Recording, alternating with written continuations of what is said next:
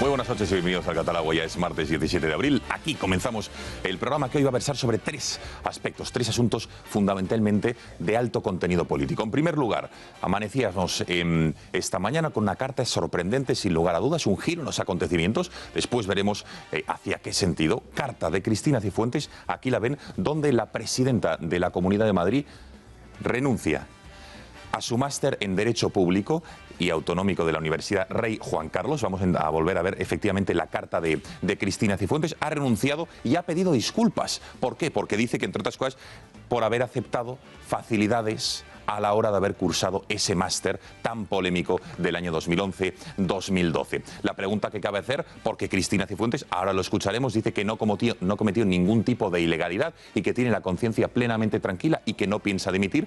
Entonces, si no cometió ningún tipo de ilegalidad, ¿por qué ha renunciado a este máster y por qué se ha disculpado? Interesante reflexión que veremos en los próximos minutos. Fíjense que en ningún momento, dice la presidenta de la Comunidad de Madrid, pretendió sacar ventaja entonces de ese máster, ni pretende sacarlo en el presente ni en el futuro, por lo que comunica formalmente su renuncia, la decisión de renunciar a la utilización de este título. Después, en la rueda de prensa posterior al Consejo de Gobierno, daba estas explicaciones. Ojo, porque no se va y dice que va a gobernar hasta que le dejen.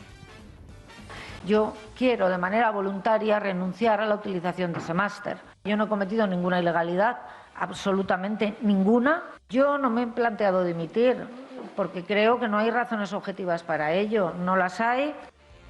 Bueno, esto decía Cristina Cifuentes. Hoy vamos a hablar de ello, de la polémica, de cómo está recrudeciendo esa guerra entre el PP y Ciudadanos, con Toni Cantó, con algunos otros ejemplos de políticos que saben ustedes que, por ejemplo, la semana pasada muchos de los diputados del Congreso de los Diputados, por arte de magia, borraron gran parte de su currículum. Y esto ha abierto una guerra entre el PP y Ciudadanos que evidentemente tiene connotaciones electoralistas, porque estamos a las puertas de un año electoral muy interesante. Ojo, ¿qué va a hacer Ciudadanos? ¿Le vale esta renuncia de Cifuentes a su máster? ¿Le vale esta petición de disculpas de la presidenta madrileña? Parece que no. Escuchamos a su portavoz.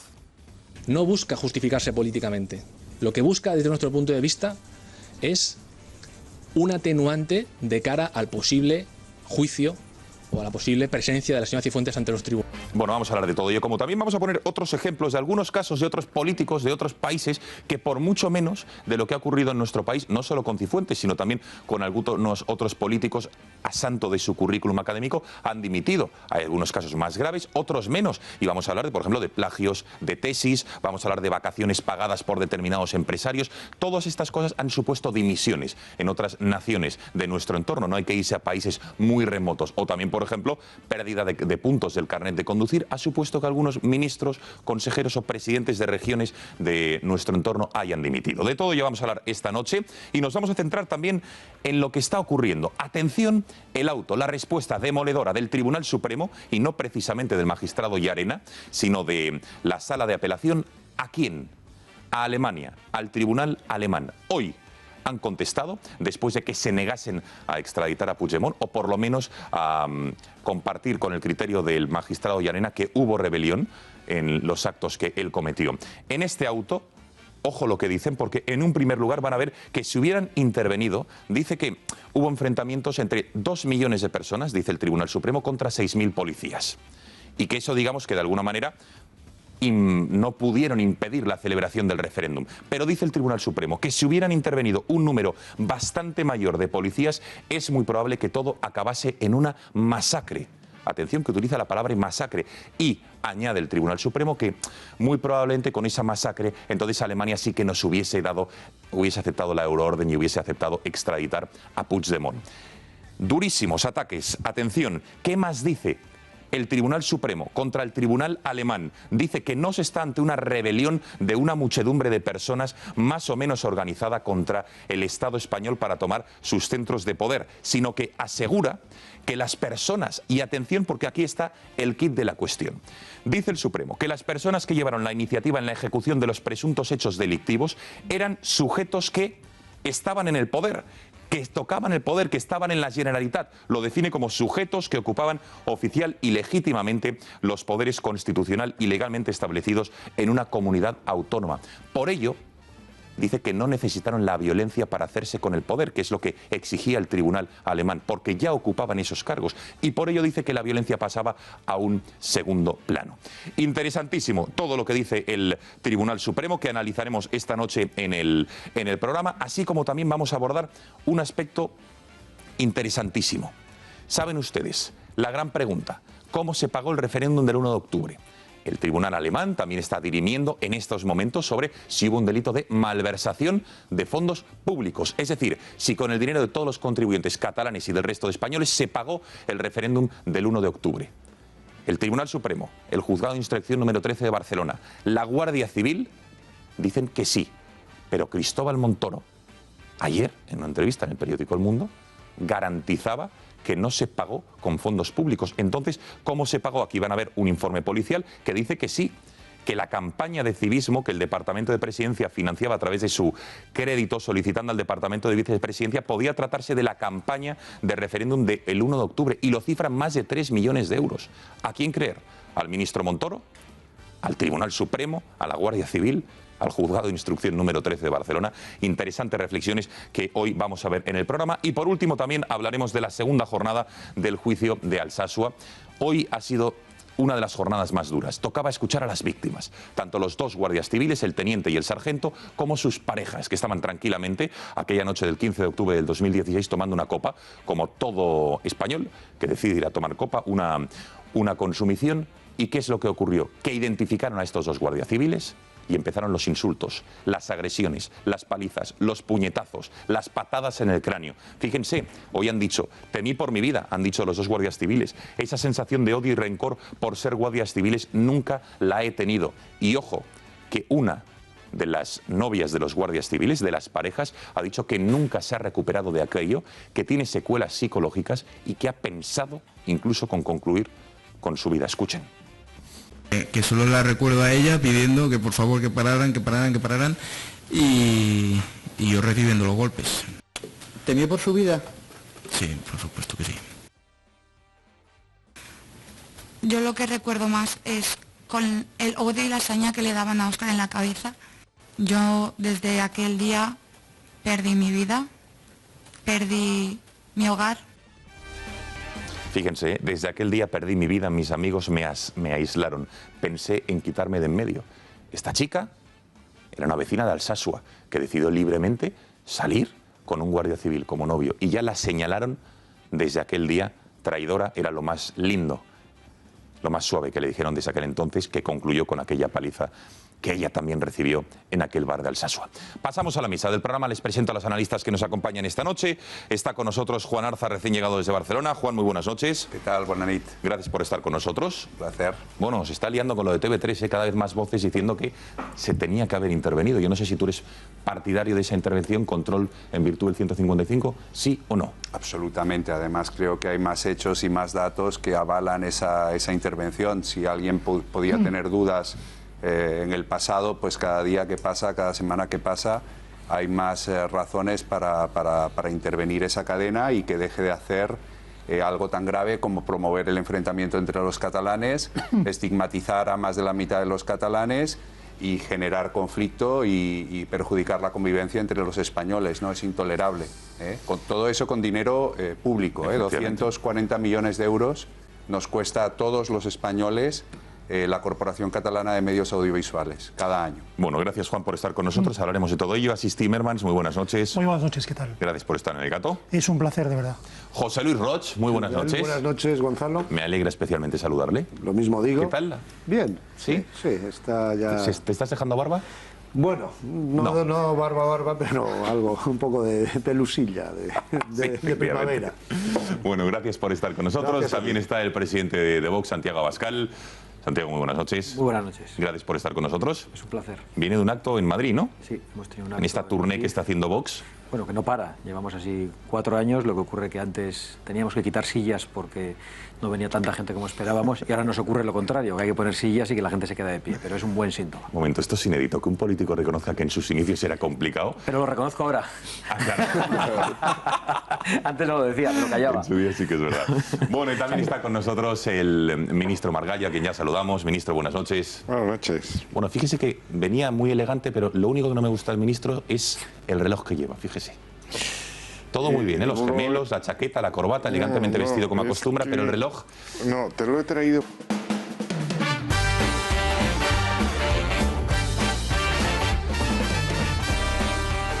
Bueno, pasan 13 minutos de las 10 de la noche, comenzamos el programa, si les parece, con todo lo que está ocurriendo en Madrid en relación con el polémico máster de Cristina Cifuentes. Enseguida verán la carta o la tribuna que publicaba el rector de la Universidad Rey Juan Carlos en el periódico El País, y que como consecuencia de la misma, Cristina Cifuentes hoy contestaba a esta carta al rector, la hacía pública a su vez, en la que anunciaba ni más ni menos que su renuncia al máster de Derecho Público y Autonómico de esta universidad, y además pedía disculpas. Dice Cifuentes que es un máster del que posee el correspondiente título oficial, que en primer lugar asegura que ella no ha cometido ninguna ilegalidad y en segundo que ha cumplido los requisitos que la universidad le puso para conseguir dicho título. Esto lo ha remarcado en varias ocasiones. La presidenta asegura que la obtención de dicho máster se ha visto afectada al parecer por diversas irregularidades administrativas totalmente ajenas a su persona. Añade que dicha acta no había sido solicitada por nosotros, es decir, por ella, no obstante lo cual procedieron a su distribución a los medios en base a que confiaban plenamente en que esta documentación era veraz. Añade la líder regional popular que una preocupante vulneración de la Ley de Protección de Datos de la universidad que diriges, porque se dirige al rector, que no solo ha podido facilitar el acceso y divulgación de datos personales, sino también su manipulación. Atención, porque aquí apunta y acusa. Por ello, comunica formalmente su decisión de renunciar a la utilización del título expedido por la Universidad Rey Juan Carlos, solicitando que dicha renuncia sea considerada con carácter inmediato a los efectos oportunos. Cristina Cifuentes, una carta fechada a día de hoy. Posteriormente, en la rueda de prensa del Consejo de Gobierno, decía lo siguiente, que no dimitía, que considera que goza de la confianza del presidente Mariano Rajoy y que va a seguir gobernando la Comunidad de Madrid hasta que le dejen. Vean. Quiero de manera voluntaria renunciar a la utilización de ese máster. Yo no he cometido ninguna ilegalidad, absolutamente ninguna. Y, en segundo lugar, que yo he cumplido todos y cada uno de los requisitos que a mí la universidad me puso para el cumplimiento del máster, para conseguir el máster, teniendo en cuenta las dificultades que yo tenía en ese momento para cursarlo. Jamás he obtenido ninguna ventaja, ni profesional, ni laboral, ni económica de ninguna clase por ese máster, ninguna. Yo no me he planteado dimitir, porque creo que no hay razones objetivas para ello, no las hay. Bueno, me gustaría un primer análisis de los miembros de la mesa sobre qué les parece esta renuncia de Cifuentes, si con renunciar al máster, pedir disculpas, digamos que ya está justificada para seguir en el cargo, o como dice la oposición, que ahora les escucharemos, no basta. Ministro, ¿qué le parece? Para mí todo esto es que me parece un incidente, pero nada más que un incidente extraordinariamente desafortunado. Yo en mi vida he procurado siempre actuar no por prejuicios, que es la sentencia antes del juicio, sino después del juicio. Aquí hay dos versiones. Ella sostiene que las únicas irregularidades han sido imputables a la universidad y de la que ella no es partícipe. La oposición sostiene lo contrario. Hay varias investigaciones en marcha. Había una investigación por la universidad que abortó en el momento en que pasó a la Fiscalía. Hay una investigación permanente en la Asamblea de Madrid y probablemente el Ministerio de Educación tuviese que tomar cartas en el asunto, porque al Ministerio de Educación le corresponde la alta inspección y por el artículo 27, me parece que es de la Constitución, y le corresponde también velar por que la homologación de títulos se haga de acuerdo con la ley. Pero mientras eso no se produzca, condenarla por motivos éticos me parece muy peligroso. Aquí todos ya tenemos una cierta edad, yo más que ninguno, pero yo recuerdo el caso de un presidente, no de mi partido, el Partido Socialista Obrero Español, Demetrio Madrid, me parece que se llamaba, en Castilla y León, que dimitió y luego se comprobó que no había hecho absolutamente nada. Recuerdo de forma mucho más próxima y más dolorosa lo que pasó con Rita Barberá, que ahora parece que ha sido absuelta de cualquier tema. Yo personalmente, que en esto procuro en todo, pero en esto no ser sectario, cuando a Pedro Solbes, siendo comisario, le quisieron envolver en un asunto de una irregularidad contable siendo comisario, yo llamé a Luis Planas, que era su jefe de gabinete, y digo, estoy tan convencido de que tu comisario es una persona decente que estoy dispuesto a hacer una declaración en el momento que tú quieras avalándole.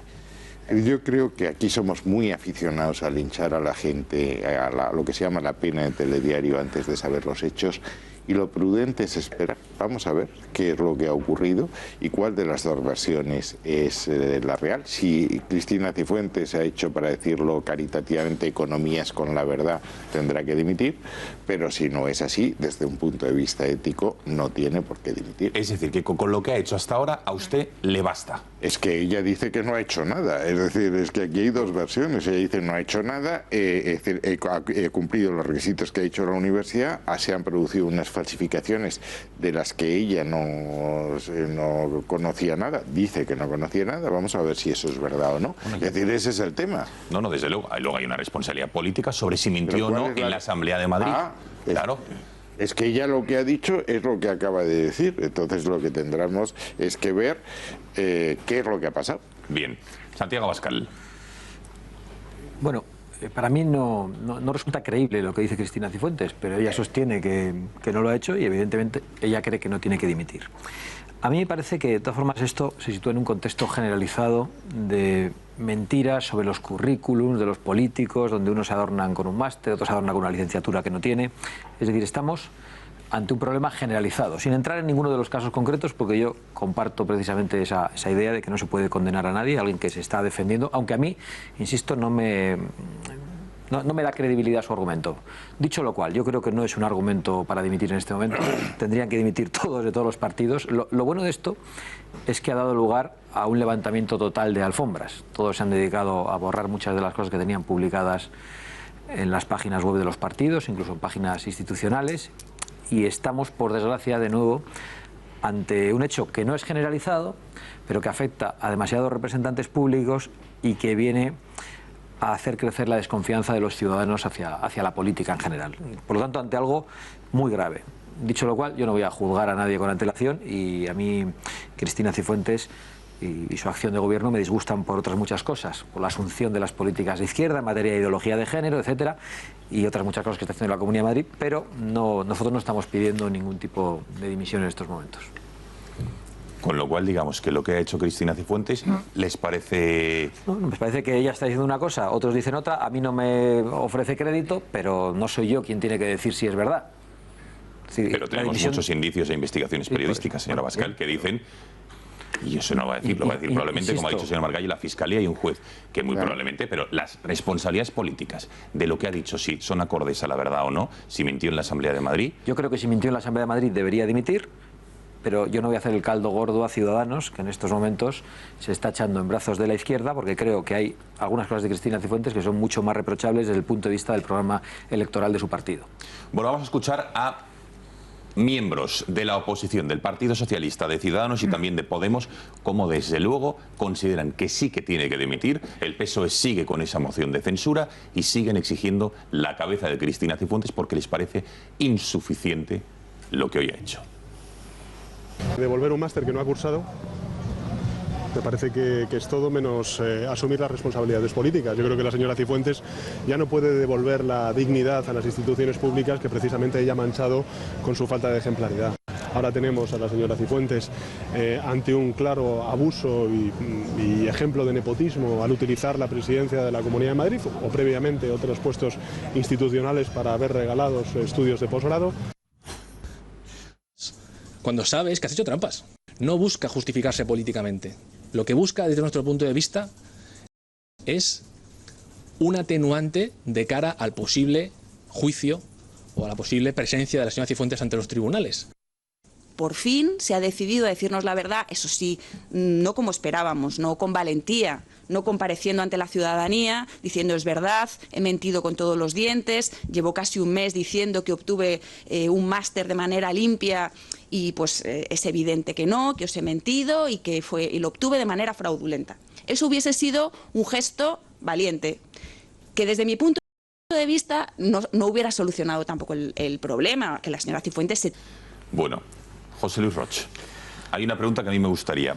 ¿Por qué renuncia al máster, pide disculpas, si dice que todo fue absolutamente legal? Sí, eso es la pregunta que la pone a ella contra una contradicción. Pero es un gesto de decir, bueno, este máster no me ha servido de nada, me alejo yo de él antes de que la universidad, porque la universidad ha anunciado que se lo va a quitar, o que va a hacer el proceso para quitárselo. Dice, bueno, me adelanto yo, antes de que me echen, me voy yo. Y segundo, es un poco una estrategia que podría haber sido buena si la hubiera aplicado al principio, al primer día. Lo que pasa que aquí rápidamente se le exige a los políticos que tengan una respuesta. Es más, ella siempre tiene unas respuestas muy rápidas y tal. Se le exigió esta vez y creo que le pilló con el pie cambiado. No tenía una solución. También habrá que ver si la respuesta de la universidad fue inducida por ella, si fue exigida por ella, o ha sido la propia universidad la que quiso tapar esto. Porque hay bastantes, yo creo que todavía hay bastantes incógnitas, pero hay que apuntar también lo que ha dicho, que tiene el apoyo de su presidente y de su partido, cosa que no sabemos si es del todo cierta o no. Bueno, de momento no le han hecho dimitir. Pero vamos, es decir, que vamos a ver hasta dónde llega. Para mí la salida es bastante buena, pero llega tarde. Yo creo en fin, que esto en otro momento sí, pero ella se ha metido en un barro, en una situación muy compleja, ha dicho cosas que a lo mejor no son verdad, y lo de mentir, yo creo que sí tiene una responsabilidad muy grave. También hay que ver si los votantes, cómo se va a tomar la sociedad esto, por qué están dilatando y por qué el Partido Popular está permitiendo que pase esto en este momento, por qué le interesa, porque aquí, a fin de cuentas, y usted lo sabrá mejor, ministro, que aquí también estamos hablando de intereses políticos, tanto de unos como de otros. La prensa hace su trabajo y los partidos buscan sus intereses políticos. ¿Por qué resiste el PP en este momento? Para que se mojen los demás, para que se desgasten, que aparezcan otros casos de políticos con currículums hinchados o exagerados y ver que todo esto y que no es tan grave desde el punto de vista de Cifuentes y que esto también hay para todos, o porque quieren ver que si Ciudadanos va a apoyar o no a un partido socialista en la moción de censura. O sea que aquí hay muchos intereses políticos. También hay que ver qué respuesta va a tener los ciudadanos y los votantes, si esto les va a pasar, si se van a perdonar este, dijéramos, desliz o no, si van a entender que esto es culpa de la universidad, porque también ha habido mucho, últimamente los máster, hay máster para todos, son negocios ya para muchos catedráticos y para muchas universidades. Y es cierto la teoría de que muchos máster se han regalado a personajes importantes para, en fin, para que ese máster tenga un prestigio. Oye, que este es el máster que hizo Cifuentes, oye, que este es el máster que hizo este político. Y compites dentro de una, en fin, de una amplia oferta de máster que pasan muy desapercibidos. Quiere decir que todos estos elementos hay que analizarlos, pero me parece que ella tendrá que dar algo más, tendrá que gestionar un poco más su respuesta, su solución y su salida. Echarle la culpa, le ha echado la culpa a la universidad. Totalmente, ha sido bastante dura en algún aspecto. Pero la clave está en la Fiscalía. Bueno, enseguida Juan Arza, también, por cierto, vamos a escuchar a María Dolores de Cospedal, que ha mostrado secretaria general del Partido Popular. Aunque no lo parezca, lo es. Y lo que ha dicho, apoyando sin lugar a dudas a Cristina Cifuentes, no así, por ejemplo, el vicesecretario, señor Martínez Mayo, que en los últimos días, digamos que ha enviado la carga de la prueba a Cifuentes, diciendo que ella era la que tenía que demostrar todo. Todo ello después de una pequeña pausa de publicidad. Hasta ahora.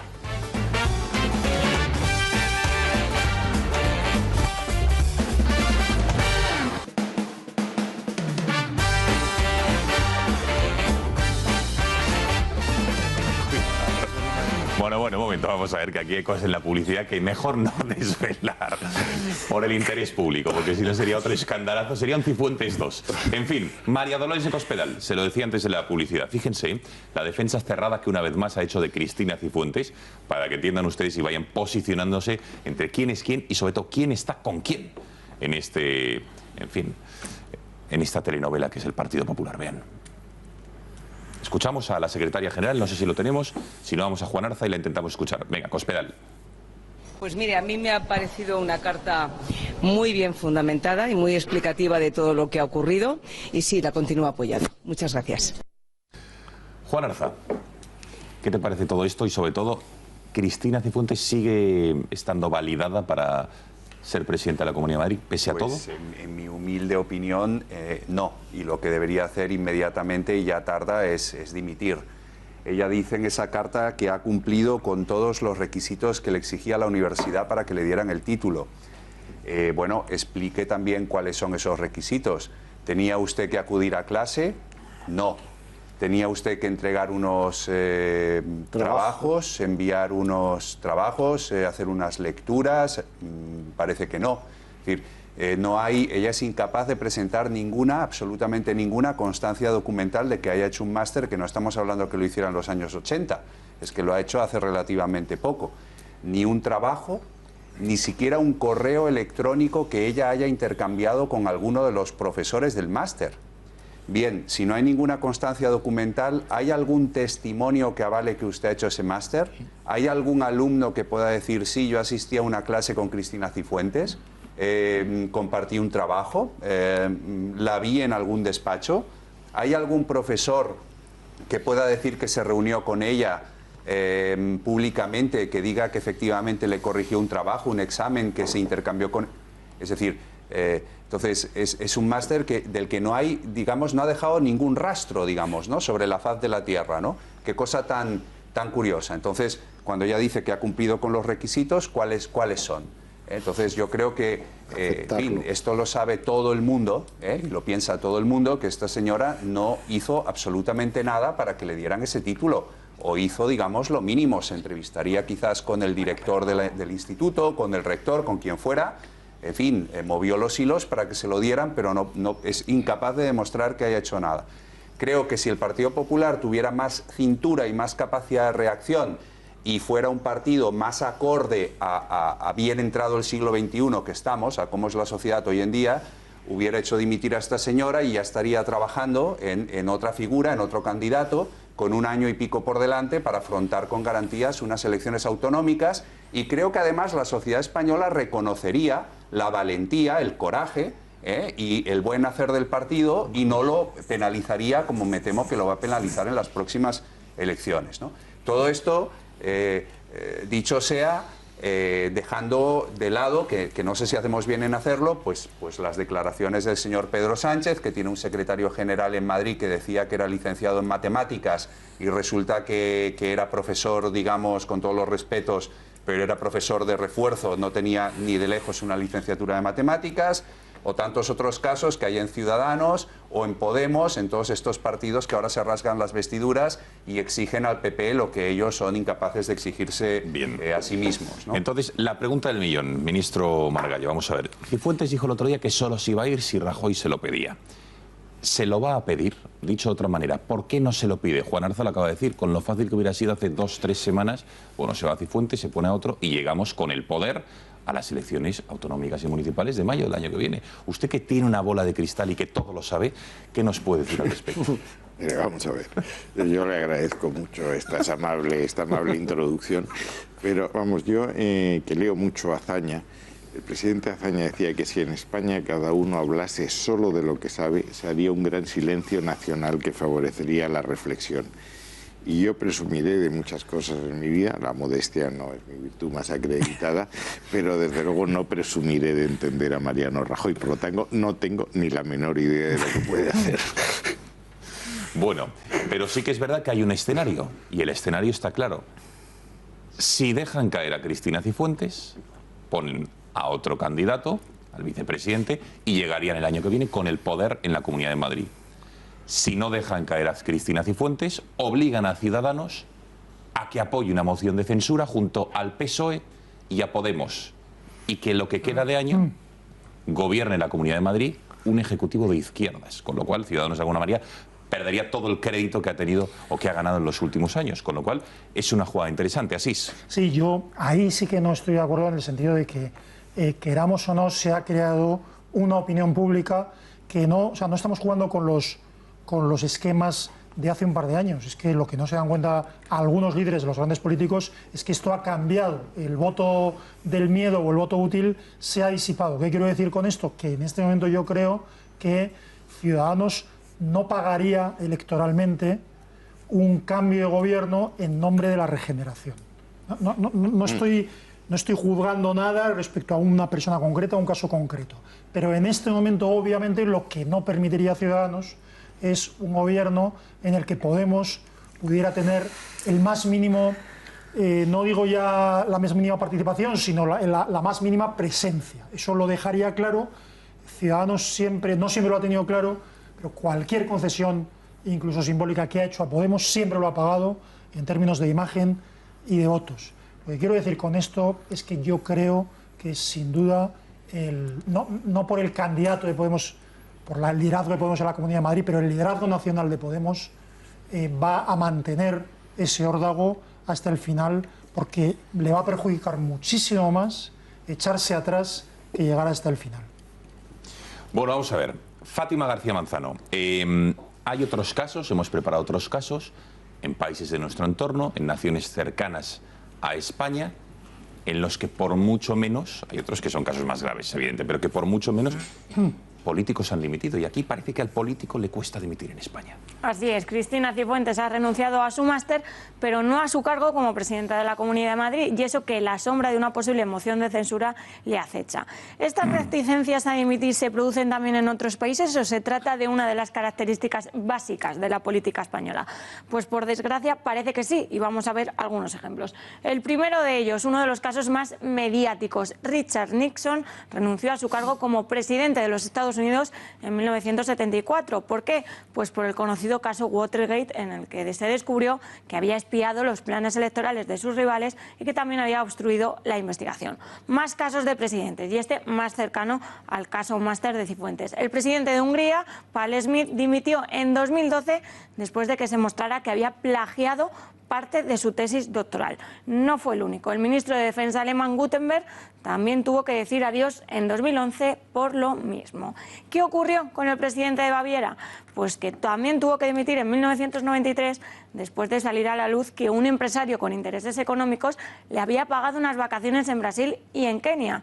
Y por su parte, el ministro de Energía de Reino Unido, Chris Huhne, pidió a otra persona que aceptase en su lugar la pérdida de puntos de su carnet de conducir. Dimitió en 2012. La diputada noruega Sara Kahn abandonó también su cargo por haber gastado 48.000 coronas del presupuesto del Parlamento a llamadas a videntes. Aquí lo noticiable es que fue el propio Parlamento el que divulgó el hecho. En Suecia, la ministra de Educación de Secundaria dimitió por dar positivo con la cantidad mínima en un control de alcoholemia. ¿Y se imaginan a un ministro robando en un museo? Pues ocurrió. Y en Grecia, en 2012, el ministro de Cultura fue pillado en el Museo Arqueológico de Olimpia con las manos en la masa. Y vamos con el último, porque los hay que incluso han dimitido por un... Y es que en Canadá, el ministro de Defensa dijo adiós tras olvidar en un sitio inadecuado unos documentos secretos de la OTAN, que encima fueron devueltos sin violar la confidencialidad, Gonzalo. Muchas gracias, Fátima. Roch, te llamaba la atención lo del ministro de Cultura de Grecia, ¿no? Sí. Amaba tanto la cultura que se quiso llevar algún recuerdo del museo, no sé, en fin, me parece todo a veces un poco que la realidad supera cualquier imaginación. Bueno, pero en España ahora la clase política es más reacia, sí que es verdad, y aquí siempre hemos defendido la presunción de inocencia de cualquiera, y evidentemente de los políticos también. Aquí no nos hemos apuntado a estos linchamientos públicos que se hacen desde otros medios de comunicación contra personajes, ya sean políticos o no, por meros indicios, por meras sospechas, no hemos hecho seguimientos, no, y no lo vamos a hacer. Pero desde luego que hay veces que con pruebas sobradas parece que nos cuesta más. Santiago. Yo no quiero contribuir al linchamiento de nadie, pero tampoco al linchamiento de mi propia patria. Es decir, a contribuir a una leyenda negra sobre España, en la que aquí lo haríamos todo peor, seríamos más corruptos, nos costaría más dimitir. Yo no sé si eso es verdad. Yo conozco los casos de los que han dimitido en otros lugares, pero no sé los casos de los que no han dimitido y no han saltado a la palestra internacional. Yo eso lo pongo en duda. Hay, parece que una idea generalizada, una leyenda negra sobre nuestro país que afecta a todo. La picaresca española, las trampas, las corruptelas. Oye, hace poco, ¿qué pasó con Alemania y con la Volkswagen, con las emisiones y con otros muchos casos de otros vehículos también alemanes? Entonces, yo pongo en cuarentena esta idea. A mí lo que me irrita de todo esto, que me parece muy grave, y creo que el político que miente y que se demuestra que miente tiene que dimitir, lo que me parece más grave es que aleja el foco sobre los verdaderos problemas de los españoles, que aleja el foco incluso sobre otras cosas más graves que hacen los políticos españoles. En este caso aleja el foco sobre Podemos, que el 14 de abril con sus huestes hace manifestaciones verdaderamente amenazantes, sobre Podemos, que está intentando con ayuda de la Sexta agitar las calles con una serie de pensionistas o con la reivindicación de las pensiones, con algunas personas engañadas, con el feminismo, aliándose con los separatistas. Nos aleja también sobre una preocupación que yo tengo sobre la dejación de funciones del gobierno en Cataluña. Entonces, a mí lo del máster y el cambio de los currículos de algunos políticos me preocupa y me enfada, pero de verdad creo que nos aleja de problemas muy importantes que por suerte en este programa también se tratan. Pero es grave que un político te mienta. Bueno, he dicho que es grave y que tienen que dimitir. En ese caso yo creo que hay que llegar hasta el fondo de la cuestión. No tengo ninguna duda. Lo que quiero decir es que hacen cosas todavía peores. Bueno, por eso que hay que intervenir. Es decir, que es verdad lo que dices tú, que estamos muy concentrados en este tema y se nos olvidan otras cuestiones importantes, pero creo que esto requiere. Estoy de acuerdo en que si no hubiera sido ella presidenta, este tema nos salta. Claro, siendo presidenta tenemos que exigir que el presidente de lo que sea, de cualquier comunidad, esté limpio o limpia en este caso. Y la sombra de la sospecha me parece que no beneficia a nadie. Lo que pasa, si me permites, es que sí hay un problema de fondo, aunque no sea el problema que estamos discutiendo, de un bajo nivel generalizado de la clase política española, es decir, una clase... Creo que el otro día salió un estudio, me disculpáis si me equivoco, creo que lo publica el ABC, si no es así, me corregís, en el que se revelaba que más del 75% de los políticos no habían trabajado en el sector privado o habían trabajado menos de un mínimo. Es decir, no hay una experiencia mínima del sector privado, no hay una formación muy fuerte, cuando hace muy pocos años el ministro más tonto, con perdón, era profesor. No me refiero a usted. No, señala al ministro Margallo, bien. No. Y quiero decir, es que hay un dicho muy frecuente en la universidad entre los profesores y catedráticos, que es que aquí el más tonto es doctor. Bueno, pues antes el ministro más tonto era no sé, era un tipo con una experiencia y una formación tanto económica, tanto académica como profesional, pues muy fuerte. Esto no es así ahora mismo. No es así ahora mismo. Se baja mucho el nivel. Entonces, ¿qué pasa? Claro, que la gente se hincha continuamente. Quiero decir una cosa, lo digo porque creo que es aparte de reflexiones, creo que es de justicia. Es decir, bien, todos entendemos las estrategias ahora de poner el ventilador y de que todos somos iguales, etcétera. Pero, por ejemplo, es decir, sinceramente, ahora que no nos oye nadie, sacar a Toni Cantó, con el cual no tengo al cual ni conozco, sacar a Toni Cantó como ejemplo de mentira, porque un señor que tenía una empresa que funcionaba muy bien, de formación de actores y de personas de teatro, diga que es pedagogo, eso es una tontería. El otro día me entrevistó en Intereconomía y decía que era periodista. Decía, el periodista asistía, si yo estaba pensando por debajo, como me lo pongan, todavía me dicen que estoy falseando un título o algo así. Pues es decir, cuidado. Dos de los mejores pedagogos a los que tengo que agradecer la educación de mis hijos, uno es profesor de violín y no es pedagogo, no es licenciado en pedagogía, y otro es entrenador de fútbol. Eso, pedagogo es una persona, o educador es una persona que educa, periodista, muchísimos periodistas no tienen la titulación. Entonces, esas mentiras son muy dañinas porque al final ya todo vale, y entonces, con lo cual destrozar, picar carne solo para defender un caso u otro, me parece inmoral. Ministro, ¿hay menos higiene democrática en nuestro país, en la clase política, a la hora de asumir responsabilidades con respecto a otras naciones? Vamos a ver, primero, la reflexión de Timmermans me parece inteligente. Yo no sé si Gaziel tenía el título de periodismo, desde luego Azorín no lo tenía y Ortega no lo tenía. Y entonces decir que no eran unos magníficos periodistas me parece una idiotez. En segundo, aquí hay dos cosas. Si ha habido un comportamiento poco ético, y segundo, que estamos en una lucha de poder en vísperas de unas elecciones. Y esto ocurre en todos los países del mundo. Es decir, yo recuerdo cuando vine a Estados Unidos que decían como ejemplo de modelo puritano los Estados Unidos en contra de la permisividad en materia de faldas que teníamos en España. Bueno, Roosevelt era una máquina, Kennedy era una tritunadora, Clinton tuvo el caso Levinsky, es decir, y bueno, ¿por qué fueron a por ellos? Nixon porque en un momento tenía una concentración de poder como no se había producido en Estados Unidos, gana las elecciones 2 veces, tiene las 2 cámaras, Kennedy exactamente lo mismo y Clinton lo mismo. Entonces yo creo que hay que, probablemente, si Cristina Cifuentes tiene que dimitir, será antes de que se haya aclarado si era responsable o no de las falsificaciones que se han producido y en virtud de si al Partido Popular le conviene o no le conviene el que haya una dimisión anterior. Por tanto, yo creo que hay que despejar el tema. Pero estas cosas, yo he estado 17 años en el Parlamento Europeo y no somos en absoluto peores que son nosotros políticos en el resto del mundo. Ni somos menos listos, ni somos más golfos en tema de señoras, ni tenemos más problemas en temas de dinero. Lo que pasa es que es verdad que nosotros tenemos un cierto masoquismo, es decir, es que llevamos consumido en este tema no sé cuánto tiempo cuando se está produciendo lo que se está produciendo en Cataluña o se está produciendo lo que se está produciendo en Siria entre Rusia y Estados Unidos. Claro, yo ya estoy del máster de Cifuentes hasta por encima del pelo. Oiga, que se lo quiten, que hagan lo que quieran, pero que no me lo vuelvan a contar, vamos. Juan. Bueno, yo es que veo una cierta relación entre lo que se está produciendo en Cataluña o lo que asusta a Santiago, que también me asusta a mí, ¿no? Cuando ves a centenares de jóvenes desfilar con las efigies de Marx, de Lenin, incluso de Enver Hoxha, ¿no? De Stalin. De Stalin. Yo es que veo una relación entre los dos hechos, no con la crisis en Siria, pero sí que creo que el populismo, sea de extrema izquierda o sea nacionalista, se ha alimentado y se sigue alimentando del descrédito de la clase política española. Aunque ellos, los nacionalistas y los populistas de extrema izquierda, tienen casos gravísimos, semejantes, y desde luego se le pueden tirar en cara infinidad de casos, digamos, muy parecidos. Pero es que el discurso populista, repito, tanto nacionalista, se alimenta mucho de esta falta de ejemplaridad de la clase política española, porque es un discurso que es contra las élites, contra la casta, contra los privilegios, contra los que tienen títulos sin estudiar, contra los que ganan dinero sin habérselo trabajado.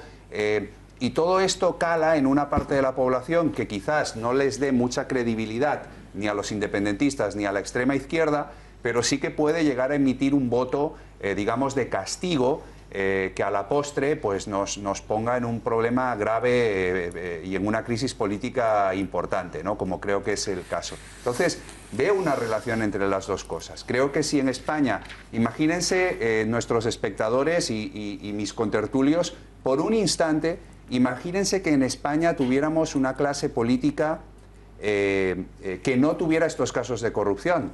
¿Ustedes creen que la amenaza del populismo sería la misma? ¿Tendría la misma gravedad? ¿Tendría la misma, digamos, envergadura?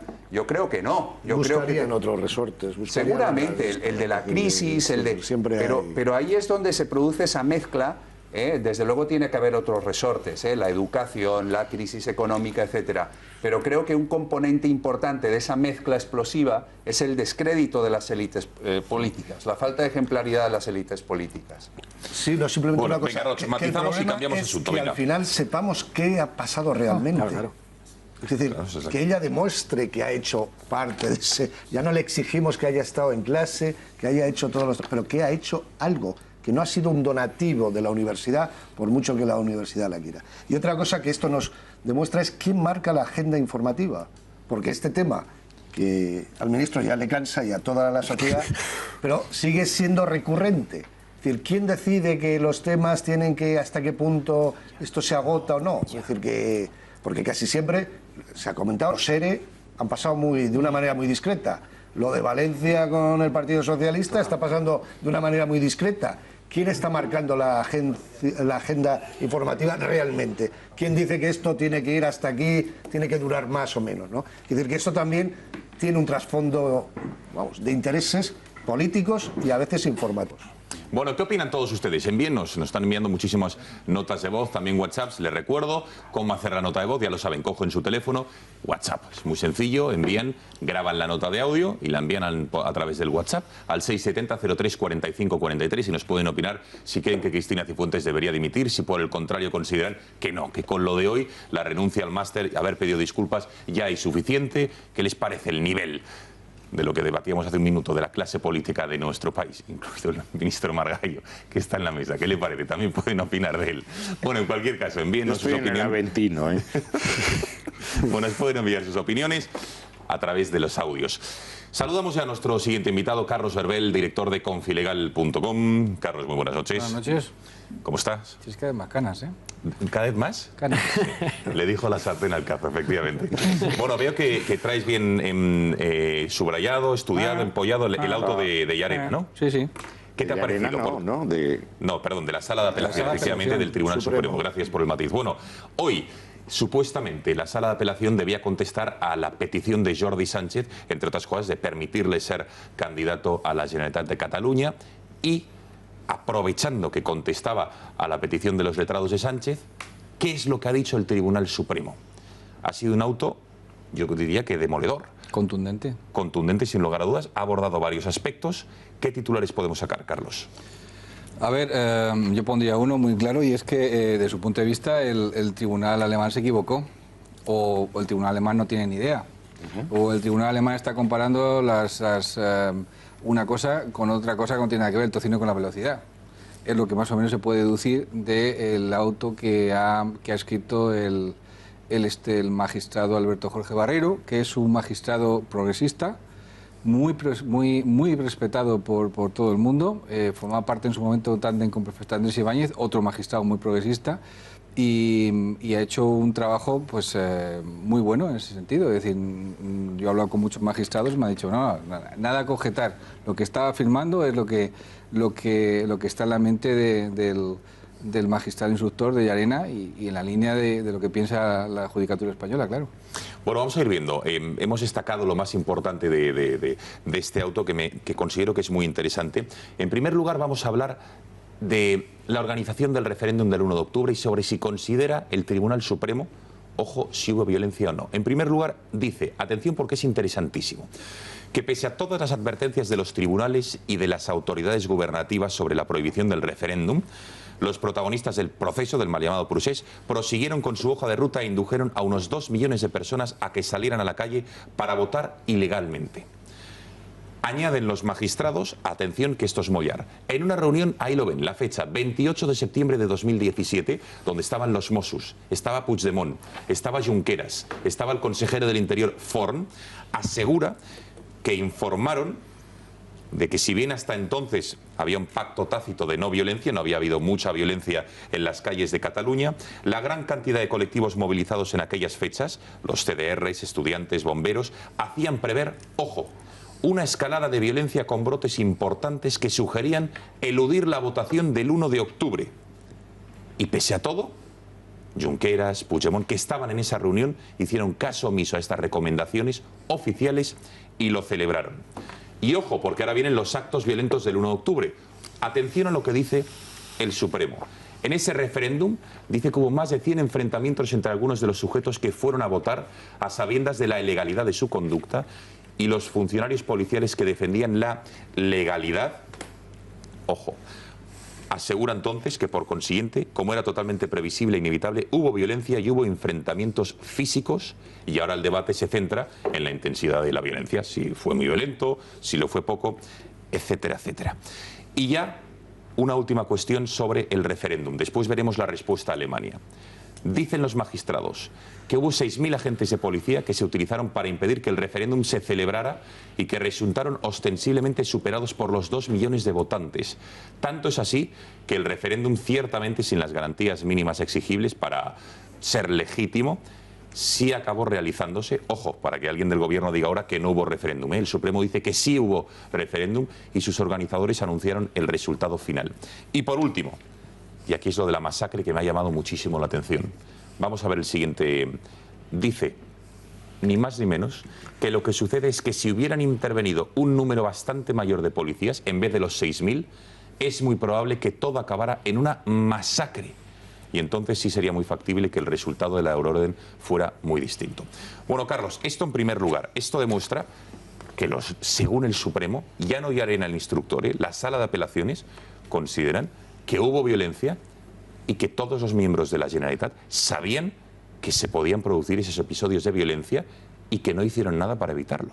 Sí, y además, bueno, si tú lees, estamos hablando del referéndum, pero si tú lees lo que dice el magistrado ponente sobre el papel de Jordi Sánchez, de cómo manipuló las masas, los 60.000 personas el día 20 de septiembre, cómo tuvieron que... Porque hay una cosa muy curiosa. Hemos sabido que a la Secretaría Judicial tuvieron que sacarla pasándola a un siguiente edificio, un teatro aledaño, sí. Haciéndose pasar por un teatro que hay al lado, o sea, camuflando ante la gente en una palabra, ¿no? Entonces, lo que viene a ratificar es el auto de procesamiento de Llarena. Lo repiten perfectamente. Además, Alberto Jorge Barreiro dice, esto ha ocurrido así, así, así.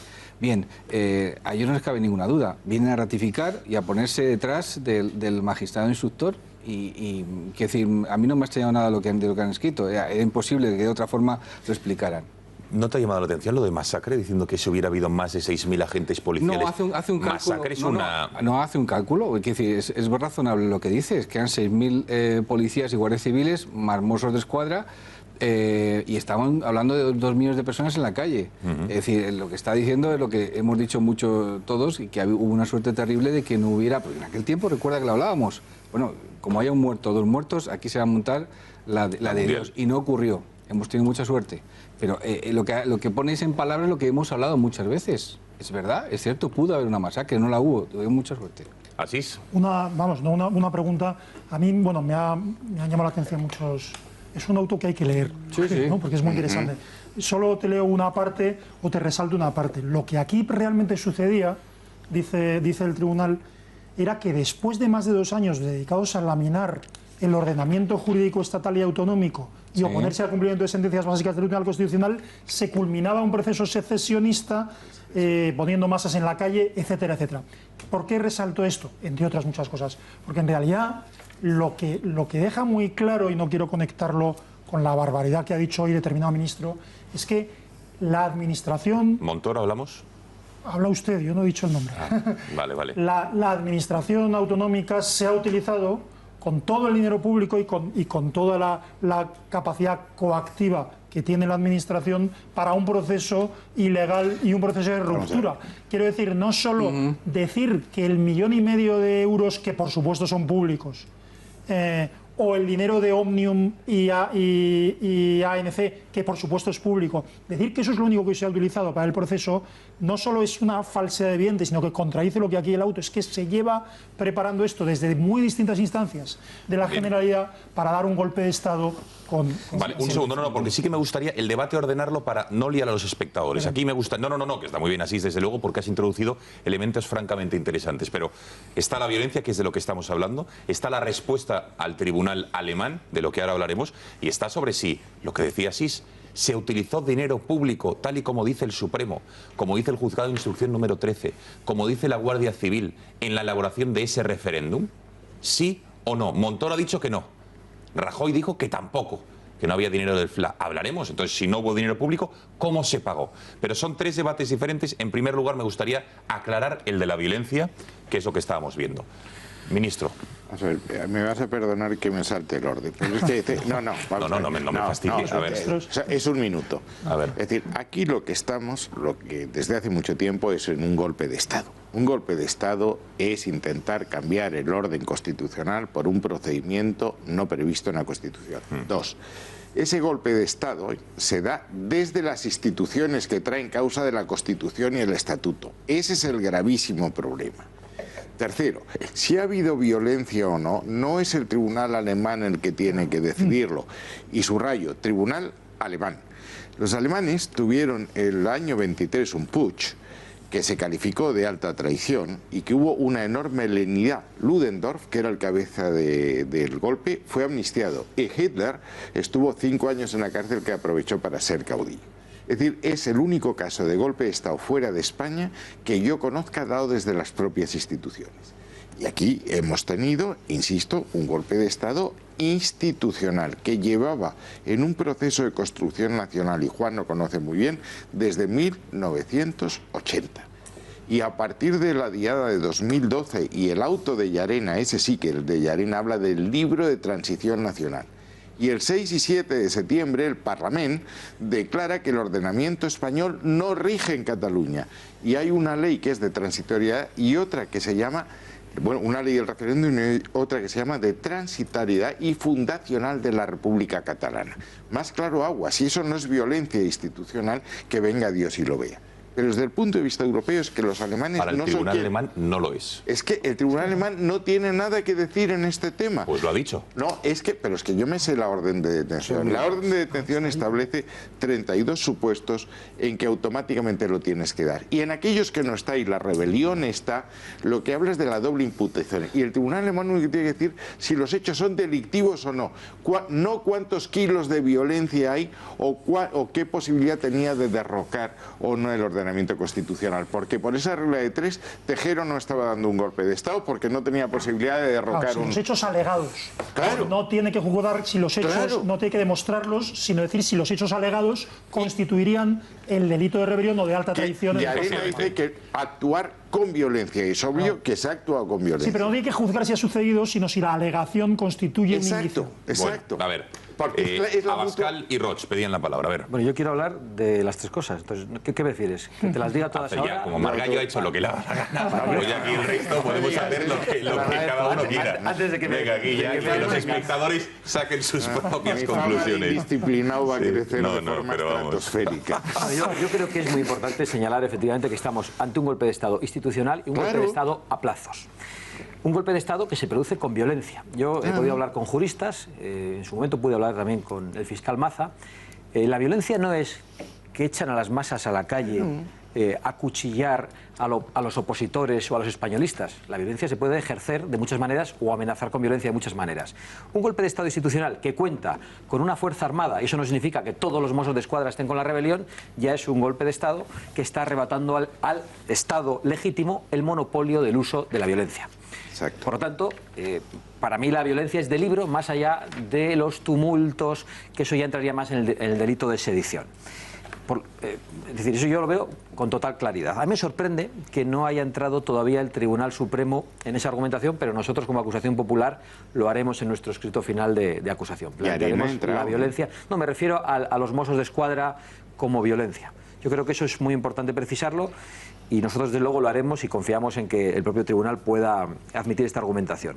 La otra cuestión es la malversación de caudales públicos. Claro, ver a Montoro, más allá de cuál sea su opinión personal, o que se vea la obligación de defender su propia gestión y tratar de vender a la opinión pública que él ha controlado para dónde iban los fondos que se enviaban a Cataluña, yo creo que ha cometido un error tremendo que nos pone en una situación muy grave, porque ahora mismo Montoro se ha convertido en el mejor testigo de los acusados, para decir que no ha habido malversación.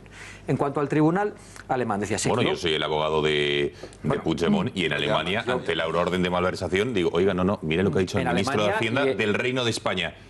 No hubo dinero público. Y en el Tribunal Supremo, el día que tenga... Sí, pero bueno, yo lo digo por Puigdemont, por el asunto que habíamos sacado de la euroorden, es que es clarísimo. En cuanto al Tribunal alemán, y concluyo con esto, el Tribunal alemán se equivoca o quiere hacernos daño. A mí me sorprende mucho que Gonzalo Boyer anunciara esa misma mañana que iba a haber muy buenas noticias en Alemania. Y prejuzga como en su momento hizo el Tribunal Constitucional, entrando a valorar pruebas que no podía valorar para facilitar la legalización de las marcas políticas de ETA y tirando por tierra lo que había hecho el Tribunal Supremo. Pero no solo se equivoca Alemania, la ministra de Justicia, o sea, no solo el Tribunal, la ministra de Justicia alemana le apoya, la comisaria europea de Justicia le apoya, el presidente del Gobierno de España le apoya. No, la ministra de Justicia es una cosa gravísima, que quiere que viva en un país libre, como si España no lo fuese. Pero eso es grave, pero que no ha rectificado es Mariano Rajoy, que dice que ve modélica y de primera la respuesta de Alemania al caso de Puigdemont. Claro, eso nos deja en la indefensión absoluta. Ante eso solo hay dos opciones. Nosotros estamos estudiando con abogados alemanes y abogados españoles que están en Alemania la legislación alemana para ver si existe la posibilidad de que el gobierno alemán pueda, y creemos que existe, pueda desoír la decisión del tribunal y entregar a petición del gobierno de España a Puigdemont. Esa es una vía que estamos... el gobierno de España no lo ha pedido, ¿no? No. Pero bueno, si existe la posibilidad legal, la pelota estará más tejado del en el gobierno tejado del español. gobierno. Y en segundo lugar, si esto no es posible, nosotros pensamos que el Tribunal Supremo tendrá que ser quien ejerza la soberanía de España en este caso. Y cuando se ha entregado y como se ha entregado, juzgarle por todos los delitos que ha cometido y después que vengan a decirnos, más allá de que habrá un conflicto institucional, pero que tendremos que asumir, porque creo que la dignidad de España está por encima de todo esto. Enseguida, Roch. Pero, Carlos, ¿qué decía exactamente sobre la rebelión y la violencia? Porque dice el Supremo al tribunal alemán, oye, señores, que el problema no es que quisieran llegar a las instituciones, que ya estaban en las instituciones. Claro, lo que decía el ministro. Es decir, la rebelión no viene de fuera, sino viene de dentro. Desde gente que ya está en el poder. Claro. Y aparte, además dice una cosa muy clara también en el auto, Jorge Barreiro, y dice, han desobedecido 13 sentencias del Tribunal Supremo, del Tribunal Constitucional, una detrás de otra. Por lo tanto, sabiendo concretamente que el Constitucional y el Supremo, el presupuesto constitucional, le estaba parando, estos iban adelante como un tren y era un golpe desde dentro, evidentemente, que es lo que se deduce. Roch y Arza. Ese era el aspecto que no apuntaban hasta ahora, que se discutía si violencia, Cuidado, que esta gente que ha cometido esto ya tiene una autoridad y per se, o sea, hay una deslealtad institucional y hay unas cosas muy graves. Pero también apunta a cosas nuevas que primero, yo creo que se ríen un poco, incluso en el auto, porque el auto, dijeron la sentencia alemana, compara esto, la rebelión de Cataluña, con el tema del aeropuerto de Frankfurt. Sí. Dice, si esto fuera para ir al aeropuerto o protestar contra el aeropuerto, una ampliación del aeropuerto del Prat, pues, pero... Y luego rápidamente, también critica una cosa que dice... Arranca muy bien la sentencia alemana diciendo qué pasaría si en Alemania hubiera sucedido a alguien y tal. Cosa lo cambia. Que luego se lo obvia y se va de ese tema. Que esa es la cuestión fundamental. ¿Por qué? ¿Qué hubiera pasado? Yo hoy escribía, esta semana un artículo en La Información que era eso. ¿Qué pasaría si en Baviera hubiera un Puigdemont que decide independizar el LAN Pues no pasaría lo que han dicho ahora este tribunal. Y el golpista se viene a vivir a Majadahonda, entonces a ver qué hubiésemos dicho. Pero también yo creo que el tribunal alemán ha tenido mucha influencia de la opinión pública. Claro. Y el gobierno español no ha trabajado bien en ese campo. Que es verdad que los que tienen que informar, comunicar, siempre son los rebeldes, se supone, ¿no? Que los que tienen que cambiar el statu quo, tienen que cambiar la situación. Pero en esto el gobierno español ha ido muy lento. No ha ido. Ha ido muy lento. Porque, por ejemplo, solo que lo pongo de ejemplo, ¿os acordáis que en Barcelona, delante de Turren, hubo un grupo de empresarios alemanes? Que estuvo aquí su presidente, que saben muy bien, que estaban muy indignados por la situación, te los coges y te los llevas a su país y que expliquen ellos, que además hablan muy bien el alemán y conocen muy bien la realidad española y catalana, que expliquen lo que ha pasado realmente en Cataluña, que no es un juego de aburrimiento de unos cuantos que decidieron tal. Y esto no se ha hecho y no se ha pensado. O sea, aquí se está yendo a remolque de unas situaciones y hay luego, pues eso, un ministro, alguien dice cosas que van en contra. A mí lo que me parece que no estamos protegiendo una cosa tan importante como es este problema que tenemos. Es decir, no se está solucionando. Y ahí es donde está. Y el auto me parece hay una cosa que es importante reseñar sólido en torno sobre nuestro sistema judicial y el sistema judicial alemán. A ver, aquí tenemos en España un órgano que se llama la Audiencia Nacional. La Audiencia Nacional es la que determina en todo momento la entrega, las euroórdenes concretamente de cualquier país que nos vengan de Europa, ya sea de Alemania, de Italia, donde sea. Y es la Audiencia Nacional, bajo una sola idea o una sola jurisdicción, la que te dice, vale, encaja o no encaja. Y si tiene algún tipo de contradicción entre los magistrados, rápidamente lo solucionan, porque lo tienen muy claro. Vale, en Alemania son 15 Länder, si mal no recuerdo, y cada uno va de por libre. Puede perfectamente en otro land hubiera sido otra respuesta diferente. Entonces, en ese sentido, la seguridad jurídica que da España a la hora de entregar a gente con euroórdenes es mucho más importante que la que puede tener Alemania. Esto me lo han ratificado en la Audiencia Nacional varios magistrados. Bueno, Juan, déjame explicar, porque aquí cada analista ha hecho lo que le ha dado la gana. Hemos dicho la respuesta del Supremo a este tribunal alemán. ¿Cuál ha sido exactamente? Bueno, aquí tenemos el dato que, por cierto, ahora veremos por qué lo ha hecho, porque esto no era una respuesta dirigida directamente al tribunal alemán. Lo ha aprovechado. Hay una cosa que tienes que tener en cuenta. A ver, nuestro tribunal es el Tribunal Supremo, ¿vale? Y estamos hablando de un tribunal regional en Alemania. Estamos hablando de la cúpula de la justicia española.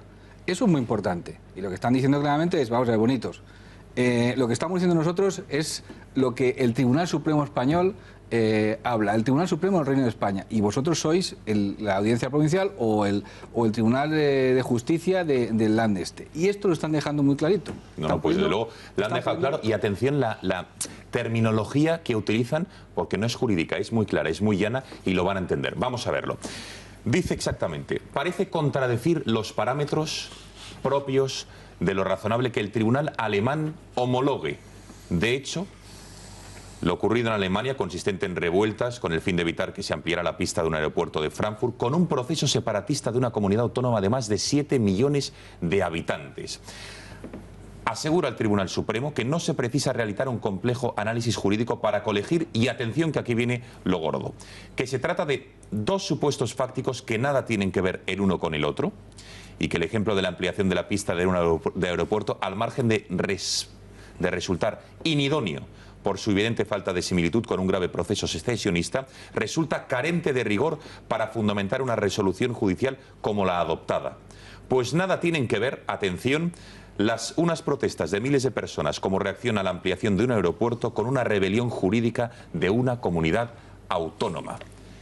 Y añade en la siguiente página, atención que esto también es interesante, que necesariamente tenía que derivar en enfrentamientos físicos al colisionar los intereses de una masa de 2 millones de personas con las órdenes que tenían que cumplimentar los funcionarios policiales. Y ya, atención, nos vamos a lo último, que dice: el ilustrativo zigzagueo practicado por el tribunal alemán con los ejemplos, la resolución dictada por el tribunal alemán se tramitara en un procedimiento rápido, explica muy posiblemente el resultado obtenido.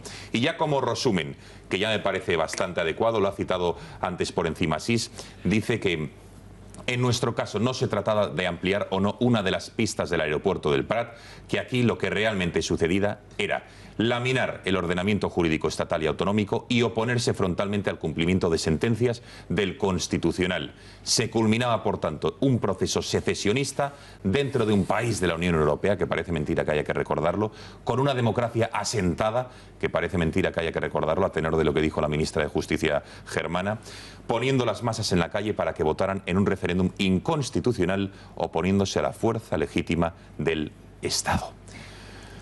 Juan, desde luego, son bofetones brutales. ¿Me permites un momento una cosa? Sí, y antes, venga, Juan, que todavía no ha hablado del tema. Hay una intervención de Frank Timmermans, el vicepresidente de la Comisión Europea, en este sentido, que exactamente son 1 minuto y pico, en el cual viene a decir, no tiene ningún sentido, además hubo aplausos por parte de la Eurocámara, no tiene ningún sentido que en unos segundos niveles se rebelen contra los primeros niveles dentro de la Unión Europea. Lo tenemos. Es lo mismo. Si te parece, escuchamos a Juan, escuchamos a Timmermans, pero después de una brevísima pausa de publicidad. Hasta ahora.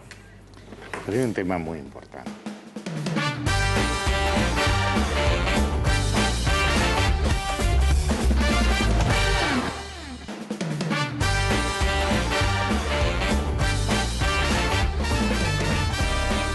Bueno, pasan 15 minutos ya de las 10 de la noche. Aquí seguimos en El Gato. Faltaba por hablar de las 11, ¿qué he dicho? 10. En Canarias. Juan Arza. Siempre nos quedan a Canarias. Sí, era evidente. Yo siempre me refiero a mis paisanos canarios. Venga, Juan. Son muchas las ideas y están muy conectadas unas con otras. Voy a ver si soy suficientemente claro y ordenado. A ver, el golpe de Estado fue una chapuza, pero no por eso es menos golpe de Estado. Claro. El golpe de Estado estaba mal preparado, no contaba con fuerza suficiente para imponerse, para doblegar al Estado. Oye, lo de Tejero no tampoco eso, era un ejemplo de no por eso, aparte, ¿eh? No por eso es menos golpe de Estado. Lo digo porque hay, desde luego en Cataluña, pero también en el resto de España, una cierta corriente de opinión partidaria de ser, como lo diría yo, comprensiva con los nacionalistas catalanes, porque eso que hicieron era algo de tipo simbólico, que lo único que pretendía era sentar al gobierno a negociar. Como el gobierno se negaba a hacerlo, pues había que subir el listón y hacer ese tipo de cosas. No, señores, esto de simbólico tenía mucho, pero también tenía mucho de fáctico, y hubo un golpe de Estado, por muy ridículo, por muy mal preparado y por muy chapucero que fuera. Bien, se trataba de un golpe que tenía elementos, llamémosle así, tradicionales, pero sobre todo ha tenido elementos posmodernos, y eso es lo que ha desconcertado completamente a una determinada clase política que vive en el siglo XX, si no en el siglo XIX. ¿Posmodernos? ¿Qué elementos? Sí, pues es un golpe de Estado que se dio en las redes sociales, es un golpe de Estado que se dio en la comunicación, que se dio, digamos, con los mensajes que se difundían en medios no tradicionales, que se dio por WhatsApp, y eso desconcertó absolutamente a las estructuras de un Estado, que son estructuras legalistas, cargadas de abogados del Estado, de juristas, en fin, de personas que funcionan, digamos, con otros parámetros, y el golpe se dio sobre todo, digamos, con una forma y con unas estrategias posmodernas. Y eso también es lo que desconcierta al tribunal alemán y desconcierta en cierto sentido a la opinión pública europea, porque cuando se habla de golpe de Estado uno tiende a imaginarse a un general a caballo blandiendo un sable, que entra por la escalinata del Congreso o algo por el estilo, y esto es algo bastante o una tanqueta por en medio de la capital, y esto es bastante diferente, es un golpe de Estado, repito, posmoderno.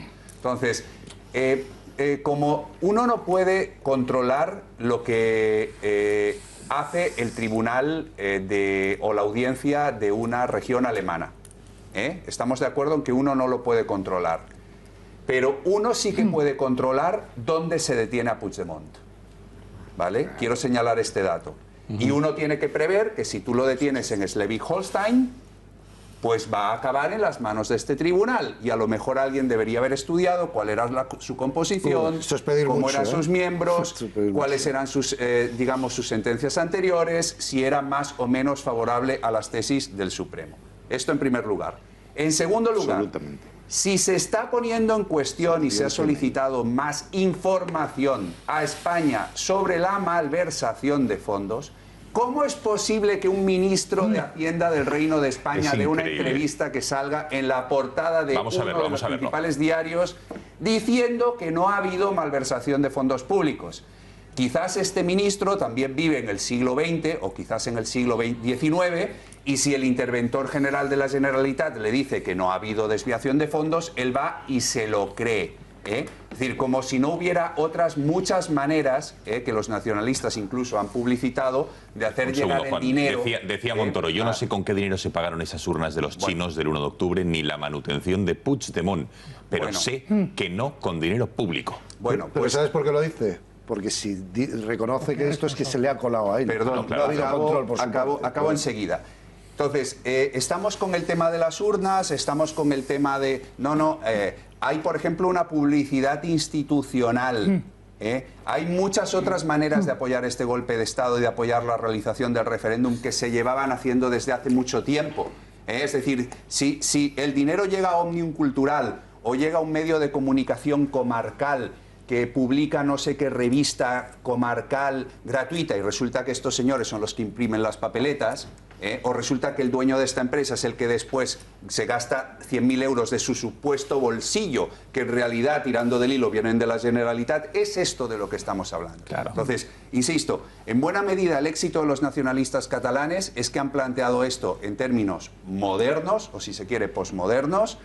Eso tiene sus limitaciones, como todos hemos visto, pero también tiene sus ventajas. Y esto ha desconcertado absolutamente al gobierno de España. Ha sido incapaz de plantar la batalla en ese campo, en ese terreno de juego. Está muy bien que se plantee la batalla en el terreno legal, está muy bien que se plantee la batalla en el terreno policial, en los terrenos, vamos a llamarle, clásicos, pero se debería haber planteado la batalla y sigue sin plantearse la batalla, que es lo que más me disgusta y lo que más me preocupa, en el terreno en el que los nacionalistas han demostrado ser muy hábiles. En la comunicación, ¿no? Y en las redes sociales. En eso. Bueno, Montoro, ¿qué es lo que decía? Vamos a recordarlo, efectivamente, en esa entrevista que le hacía al periódico El Mundo, con este titular que desde luego ha dado la vuelta a toda España, sin lugar a dudas, porque niega lo que los jueces están diciendo que ocurrió. ¿Lo podemos ver, lo que decía Montoro? A ver si lo podemos ir leyendo mientras yo voy hablando al respecto. No sé si lo acabamos de ver hace un momento con Juan Arza, a ver si lo vemos efectivamente, esta entrevista que hacía ayer lunes. Decía textualmente: yo no sé con qué dinero se pagaron las urnas de los chinos el 1 de octubre ni la manutención de Puigdemont, pero sé que no fue con dinero público. Y sobre el delito de malversación decía el titular de Hacienda: por eso hay una investigación judicial en marcha. Pero la malversación no requiere solo de desvío de fondos, es también abrir un recinto público para un acto político ilegal. Por ejemplo, aseguraba el titular de Hacienda. Vamos a ver, porque la pregunta es: ¿se destinó dinero público, como dice el Supremo, como dice el juez Suñer de Barcelona, incluso ya diciendo que era del FLA directamente, o no? Vamos a ver en este informe los indicios que hay al respecto y que Montoro niega. Que ni un euro del presupuesto de la Generalitat vaya destinado ni a financiar partidas presupuestarias de la Generalitat que ya han sido declaradas inconstitucionales. Así de tajante, de claro, se mostraba el ministro de Hacienda, Cristóbal Montoro, el pasado mes de agosto, cuando le preguntaban por la financiación del referéndum que se celebraría apenas 2 meses después. Sin embargo, el titular del juzgado número 13 de Barcelona, Juan Antonio Ramírez Suñer, el mismo que ordenó los registros en la Consejería de Economía el 20 de septiembre, publicaba este auto el 20 de enero contradiciendo a Montoro. Dice que resulta evidente que el pago de los gastos del proceso y del referéndum se realizó directamente por la Generalitat. Todo o parte de los pagos fueron realizados a cargo de los créditos obtenidos a través del FLA. El presidente del gobierno, unas semanas después, en el mes de febrero, reafirmaba la tesis del ministro de Hacienda: que el gobierno de España no se dedica a dar dinero para que se haga un referéndum como este. Y ayer mismo Montoro seguía R que R. Yo no sé con qué dinero se pagaron esas urnas de los chinos del 1 de octubre ni la manutención de Puigdemont, pero sé que no con dinero público. Apenas 24 horas después de estas declaraciones, la Guardia Civil lo desmiente. Sí hubo dinero público en la financiación del 1 de octubre. Este documento que publica hoy OK Diario ya ha sido entregado a la justicia. En él pueden leer cómo indican por un presupuesto de 3.430.000 euros. ¿Y ahora qué? Entonces, ¿sí o no se hizo con dinero público? ¿Quién lo hizo? Bueno, esta atención con lo que decía Juan, está todavía muchísimos miembros imputados del antiguo gobierno catalán pendientes del juicio oral. Y está uno de los delitos de los que se le acusa es malversación. Y en el caso concreto de Puigdemont, una vez que ya consideran que la rebelión no existió porque no hay violencia, estaba el de la malversación, el delito por el que nos pueden enterar. Y ahora viene Montoro, dice que Nanay, desdiciendo el criterio del Supremo, del juez de Arena y de Suñer. ¿Me permites una postilla, Gonzalo? Venga, la postilla y lo digo así. Porque hemos traído a colación a la ministra de Exteriores alemana, ¿no? ¿Con quién tenemos de justicia. Perdón, o de justicia alemana, ¿no? Y al comisario, no sé si de justicia también de la Unión Europea. Comisaria también. Entonces, si estos señores leen la prensa, ¿con quién tenemos el problema? Sí. ¿Podemos cargar las tintas contra ellos? Hoy ya lo ha citado el señor Rull. A ver. Hoy ya lo ha citado el señor Rull. Pero quiero decir que objetivamente lo grave de esto no es que sea falso, porque como he explicado antes, y también ha explicado Carlos y otros, la malversación no solo es ese 1,5 millones, sino muchísimo más dinero destinado al proceso. Dinero, medios, etcétera. Lo grave no es eso, sino lo grave es que objetivamente decir esta falsedad ahora mismo, objetivamente, es boicotear el proceso de extradición, perdón, el proceso de euroorden de Puigdemont. Dicho esto, es decir, toda esta forma de destinar dinero público, lo enlazo con lo que quería decir antes, si me perdonáis la trampa, toda esta forma de destinar dinero público, aunque fuera de forma chapucera, como ha dicho Juan, contaba, no digo con el triunfo, sino con lo que ha sido la pedagogía de la impunidad durante 30 años, que llevaba a los golpistas a pensar que el Estado no iba a tomar acciones muy contundentes, sino a negociar con los golpistas una solución ni para ti ni para mí. La segunda cosa que hay que tener en cuenta es que este golpe era contra, aparte de, no cambiaría jurídicamente las cosas, pero es que además se da contra más de la mitad de la población catalana. Quiero decir que es que más de la mitad de la población catalana está siendo violentada con su propio dinero para que se les imponga desde sus instituciones autonómicas un Estado distinto. Y en tercer lugar, y ya lo dejo en titular, pero esto es fundamental, los jueces son los únicos que están ayudando a los catalanes, a esta mitad de la población catalana, que ha decidido ser libre. Y ser libre en muchos ámbitos. Tú, Juan, eres de allí, yo tengo muchos amigos y conozco ámbitos en los que han decidido ser libres, pero por primera vez en 30 años han decidido reivindicar un espacio de libertad personal en distintos ámbitos de la vida del día a día. Esto es lo que han protegido los jueces y esto es lo que está boicoteando a algunos miembros, desde luego del gobierno español y de otros. Pero es que a ver, Carlos y Santiago. La fuente también de financiación no solamente es el FLAG. Es decir, por ejemplo, claro.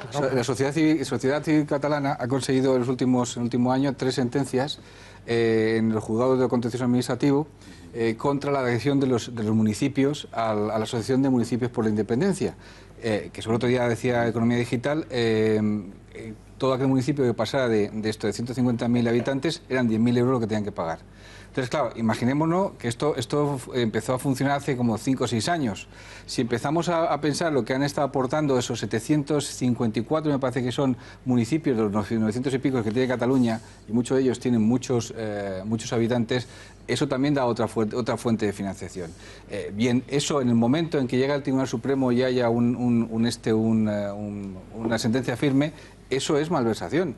Y todos los alcaldes que hayan estado pagando pueden ser acusados, evidentemente, de esa malversación. Es decir, las fuentes de financiación ahora mismo lo está viendo la Guardia Civil de la mano del juez Ramírez Sunyer, que es, al final del camino, el que ha montado toda la historia. Lo hemos dicho más de una vez.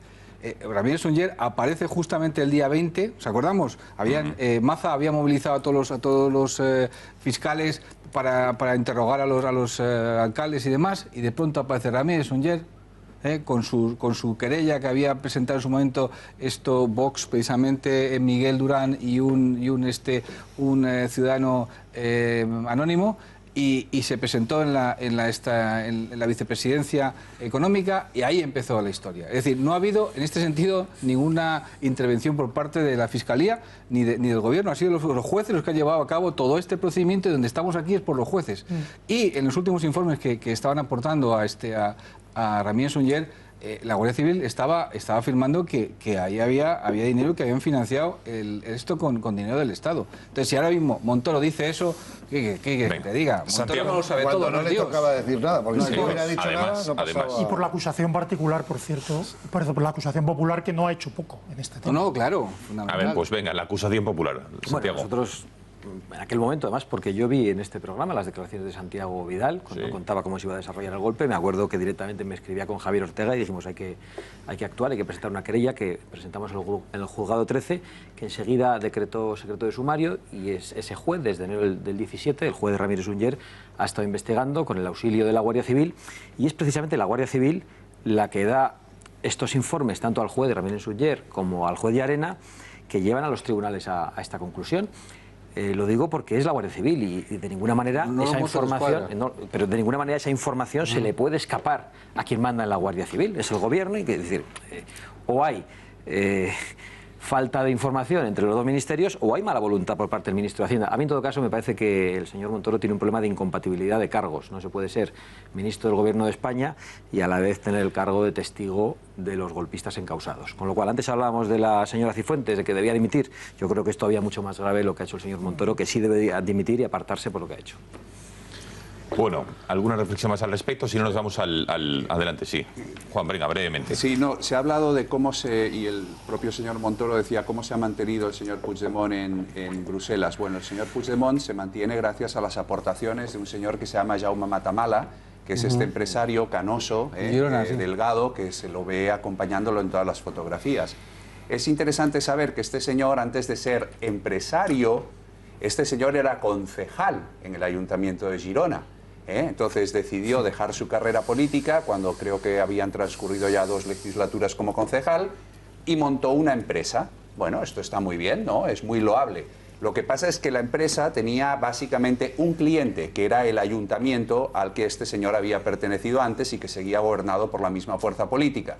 Y este señor, como contratista del ayuntamiento, pues se ve que ha hecho una fortuna, y ya del Ayuntamiento de Girona y de otros ayuntamientos de alrededor. Entonces este señor puede ahora sacar de su bolsillo, que en el fondo es el de todos los españoles o el de todos los gironinos, pues este dinero, y devolver los innumerables favores que ha recibido, digamos, del señor Puigdemont o de su partido en general. Esta también es otra vía de financiación, es decir, se devuelven los favores pasados, o se devuelven los favores futuros. Entonces, cuando se dice es que tal empresario o tal persona particular ha puesto dinero, no hace falta ir muy lejos para ver los vínculos que seguramente tiene con Emergencia, más tarde o más temprano, con alguna u otra de las empresas que tienen estos supuestos, digamos, benefactores del procés. Bueno, y por cierto, ha tenido que venir. A mí me gustaría un breve titular de los miembros de la mesa de cómo está actuando la izquierda en nuestro país con el proceso separatista, con las tensiones nacionalistas que hay en España, porque tiene que venir un socialista, en este caso europeo, francés, Manuel Valls, quien ha hecho una entrevista con nuestro compañero Kake Minuesa y ha tenido que poner los puntos sobre las íes de lo que piensa por lo menos la izquierda francesa o él mismo o la europea. ¿Quién lleva razón? Vea el siguiente reportaje, en 2 minutos cortos, grandes titulares que deja Valls y ahora lo vemos.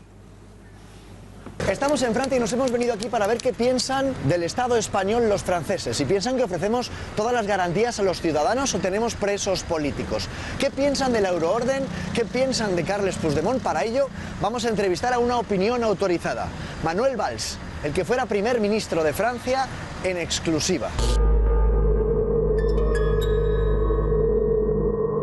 Además me he metido en el debate catalán, español, por supuesto, porque nací en Barcelona, porque conozco a Cataluña y a España, pero como europeo, como dirigente europeo, porque pienso que si se rompe, si se destroza un Estado-nación como España, se destroza a toda Europa. ¡Visca, visca Cataluña! ¡Viva España! ¡Viva Europa! ¡Gracias! Como voz autorizada de Europa, decías en ese famoso discurso de Sociedad Civil Catalana que Europa no reconocería un Estado independiente y que Europa jamás le daría ni un segundo de vida a la República Independiente de Cataluña. Pero vemos que ahora la euroorden parece que se cuestiona la jurisprudencia, la democracia, se cuestiona España y yo creo que se cuestiona Europa. Sí, bueno, aquí está el peligro. Yo creo que a nivel de los jefes de Estado y de gobierno no hay problema. Y que todos apoyan, como el presidente de la Comisión, como el presidente del Parlamento Europeo, como el presidente Macron, la canciller Merkel, apoyan a España.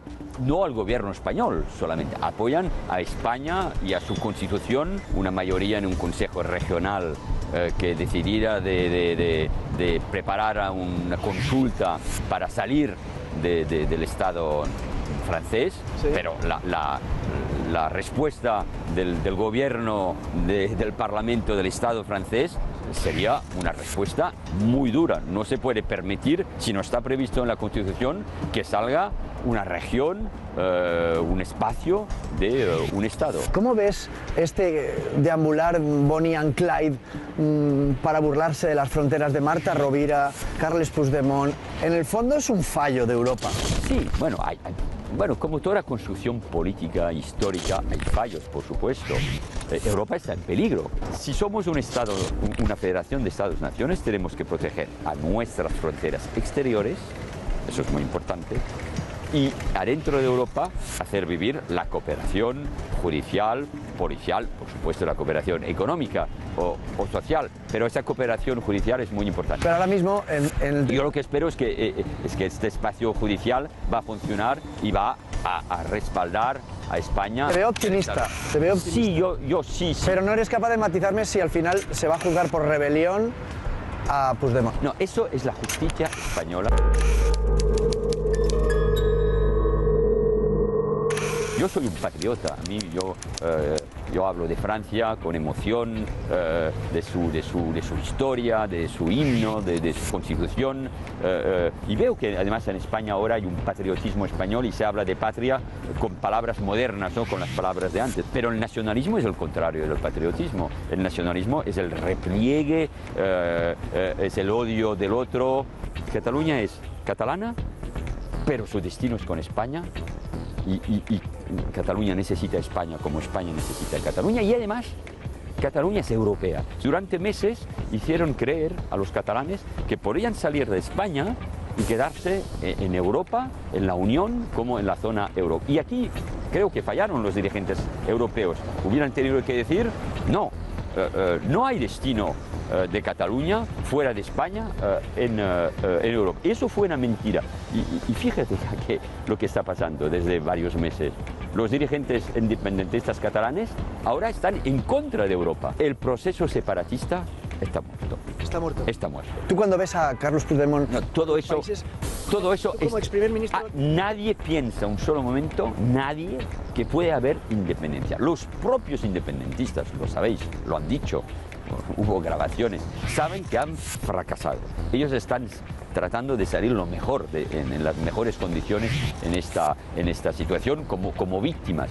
No hay víctimas en una democracia. No hay presos políticos. No hay presos políticos. Contundente, Manuel Valls, sin lugar a dudas, la primera parte de esta entrevista, muy interesante y que da para un debate sobre cómo es posible que un dirigente de una izquierda, en este caso la francesa, sea tan contundente, y en España tenemos que lidiar con tantos y tantos dirigentes que yo no sé en qué creen, si en la nación española, si desde luego da envidia, ¿no?, escuchar en este sentido a Valls, más allá de que ideológicamente se pueda estar de acuerdo o no con muchos de esos postulados. Pero bueno, vamos a presentar ¿a dónde? En España como candidato. Sí, pues podría, porque en el fondo, bueno, él se considera francés, aunque ¿Por qué partido lo presentamos? Pues eso deberíamos PP y PSOE, buscar. encajan en los dos, PP y PSOE. Incluso en Ciudadanos, no sé si en Vox. Y en Ciudadanos No también. creo Es que verdad. dejar que se presentara. Vicenta. En Vox no, porque Santiago Abascal es de los de defenderse. Pero podría encabezar la lista europea de cualquier partido, porque no tiene por qué tener nacionalidad española. Sí, es verdad, cierto es. Bueno, vamos a hablar de Alsasua. Santiago, ¿algún No, comentario? pensaba que nos ibas a pedir un... Sí, pero como nadie se ha animado, pues he dicho, venga, no quieren... Pues venga. Cuando se te va el tiempo del programa. A ver, Santiago, por favor, ¿Has dicho cuál es la posición de la izquierda? Sí. Hombre, un titular, claro. De la Yo tenía preparado el mío y luego... Pues venga, empecemos con Santiago y Asís, venga. Hombre, yo creo que es muy diferente en función de cuál sea la izquierda. La posición de Ciudadanos es una posición floja pero adecuada, la del Partido Socialista es inexistente, y luego hay una parte de la izquierda, que es la Sexta y Podemos, que directamente están con el golpe de Estado, dándole publicidad, alentándolo y justificándolo. Entonces la posición de la izquierda española es muy divergente. Asís. Sí, la izquierda moderada española está tibia y temerosa de tener que defender a la nación española. ¿Por qué? Porque eso de siempre. Esto yo lo he escrito, con lo cual no voy a daros dar el rollo, pero porque el Partido Socialista se ha fundado sobre unas bases ideológicas y sobre todo sentimentales falsas. Es un partido nuevo, recién creado en el año 77, en realidad un poquito antes, que toma como modelo sentimental un Partido Socialista muy radical y muy dañino que existió en los años de la República. Entonces, su política es una, y su educación sentimental, lo que yo llamo su educación sentimental, es otra, que rechaza frontalmente la idea de España en muchos aspectos. ¿Tú crees? Y hace falta, eso es una realidad. esa transición. A ver, léete a Negrín o léete a Azaña y verás que cuando hablan de España, hablan de España. Pero es que ellos no han leído a Negrín y a Azaña. Es que ellos no han leído a Negrín y a Azaña. Si yo lo que te estoy diciendo es una imagen de un partido político que se reafirma frente a una idea de España determinada. A ver, ya sé que ha habido grandes patriotas del Partido Socialista. A ver, yo creo una cosa. Espera un momento, hay una cosa que es importante que hay que recalcar aquí. Vamos a ver. Yo creo que el Partido Socialista tiene un problema en Cataluña desde la creación del PSC y la fusión con el PSOE. Que se entregó. Que ya en ese momento se dijo claramente, cuidado, porque dentro van las semillas justamente de esto. Y de aquellos polvos estos lodos. Quiere decir, que el Partido Socialista, la gente que se ha ido del Partido Socialista de ser votante del Partido Socialista, se han ido ciudadanos justamente por eso, porque tienen esa misma idea de España como nación. Bien, bueno, a ver, ministro, ¿cómo es posible que un socialista en Francia hable de esta manera y aquí estamos con el socialismo en la nación de naciones, etcétera? Que obviamente no pertenezco al Partido Socialista, creo que no se puede generalizar. Es decir, en la República hay que leer, Carlos que ha visitado, pero hay que leer a Prieto, hay que leer a Besteiro, etcétera. Y en el Partido Socialista, fundado en 1977, hay grandes hombres de Estado. Yo no tengo la menor duda de lo que piensa Felipe González, o Alfonso Guerra, o Joaquín Almunia, o Borrell, etcétera. El problema ha sido en Cataluña el maridaje entre el PSC y el PSOE tradicional. El gran problema ahí fue cuando Maragall cree que él ha perdido las elecciones 2 veces por un déficit de catalanismo y se entrega en manos de Esquerra Republicana de Cataluña y pone en marcha una revisión del estatut que nadie le había pedido y que nos conduce donde nos ha conducido. Pero que el Partido Socialista, afortunadamente, hay mucha gente que es española de corazón. La mala noticia ha sido la fractura del movimiento sindical, es decir, que la parte de UGT y comisiones obreras estén en una manifestación separatista. Eso es extraordinariamente grave y va en contra de los fundamentos mismos de lo que es el Partido Socialista, que por definición es internacionalista. Baleares, ¿vale? Quiero decir que determinados problemas generalizados, Baleares, Valencia, Galicia, etc., responden a un tic. Pues, habían pedido un titular y yo he querido sintetizar una cosa que no voy a hablar. Por supuesto que conozco el patriotismo en el Partido Socialista, pero dicho esto, existe un problema de formación sobre todo de las nuevas generaciones del Partido Socialista, que hace que existan graves problemas, no solo en Cataluña, porque ahora mismo el problema en Cataluña está tapando los gravísimos problemas del Partido Socialista y de otros en Baleares, Valencia, Galicia y muchos otros sitios. Roch y Abascal, que también pedía otra vez la palabra, y pasamos al Sasua, que todavía no hemos las estremecedoras palabras de las víctimas. Atención, en la Audiencia Nacional, no se lo pierdan. Venga. Que desde hace tiempo, pero ahora con un motivo especial, por lo que ha apuntado Manuel Valls, que la izquierda debe replantearse su patriotismo, su concepto de patria y patriotismo. Porque él ha apuntado, y gracias al problema catalán, lo de gracias entre comillas, que ha surgido un patriotismo moderno en España, moderno y constitucional. El problema también de la izquierda con el patriotismo viene de los años del franquismo. Y como lo del concepto de patria, la bandera y todo esto, le recordaba, y como es un tema recurrente para ellos, el franquismo y todo eso, tienen ahí un conflicto entre bandera, patria y todos esos símbolos nacionales. Pero eso tienen que ir cambiándolo. Yo creo que lo único bueno, quizá traiga otras cosas, pero Cataluña, el problema catalán, puede traer eso, un replanteamiento de los símbolos, de los conceptos de patria y bandera y todo esto, que la izquierda, sobre todo, deberá plantearse. La izquierda... Vete por España. Buen titular, Roch, buen titular. Venga. ¿Otro titular, Abascal? No te preocupes, yo si quieres te dejo pasar de... No, venga, a ver si es que un político tiene que tener capacidad de síntesis, ya, pero es que está pidiendo otro, que yo si son titulares lo doy. Pero como me lo reprochas, yo estoy dispuesto a cederte este tiempo. Bueno, no hay más titulares. Juan, ¿titular? No, yo creo que a estas alturas de la película, izquierda que apoya el nacionalismo solo puede responder a dos grandes titulares. Uno, con todos los respetos, porque alguno bien intencionado hay, pero tontos útiles. Y otro sector que son los aliados fácticos, digamos, del nacionalismo, porque comparten un objetivo que es destruir el sistema político español. A estas alturas de la película, yo creo que ya nadie se puede llamar a engaño.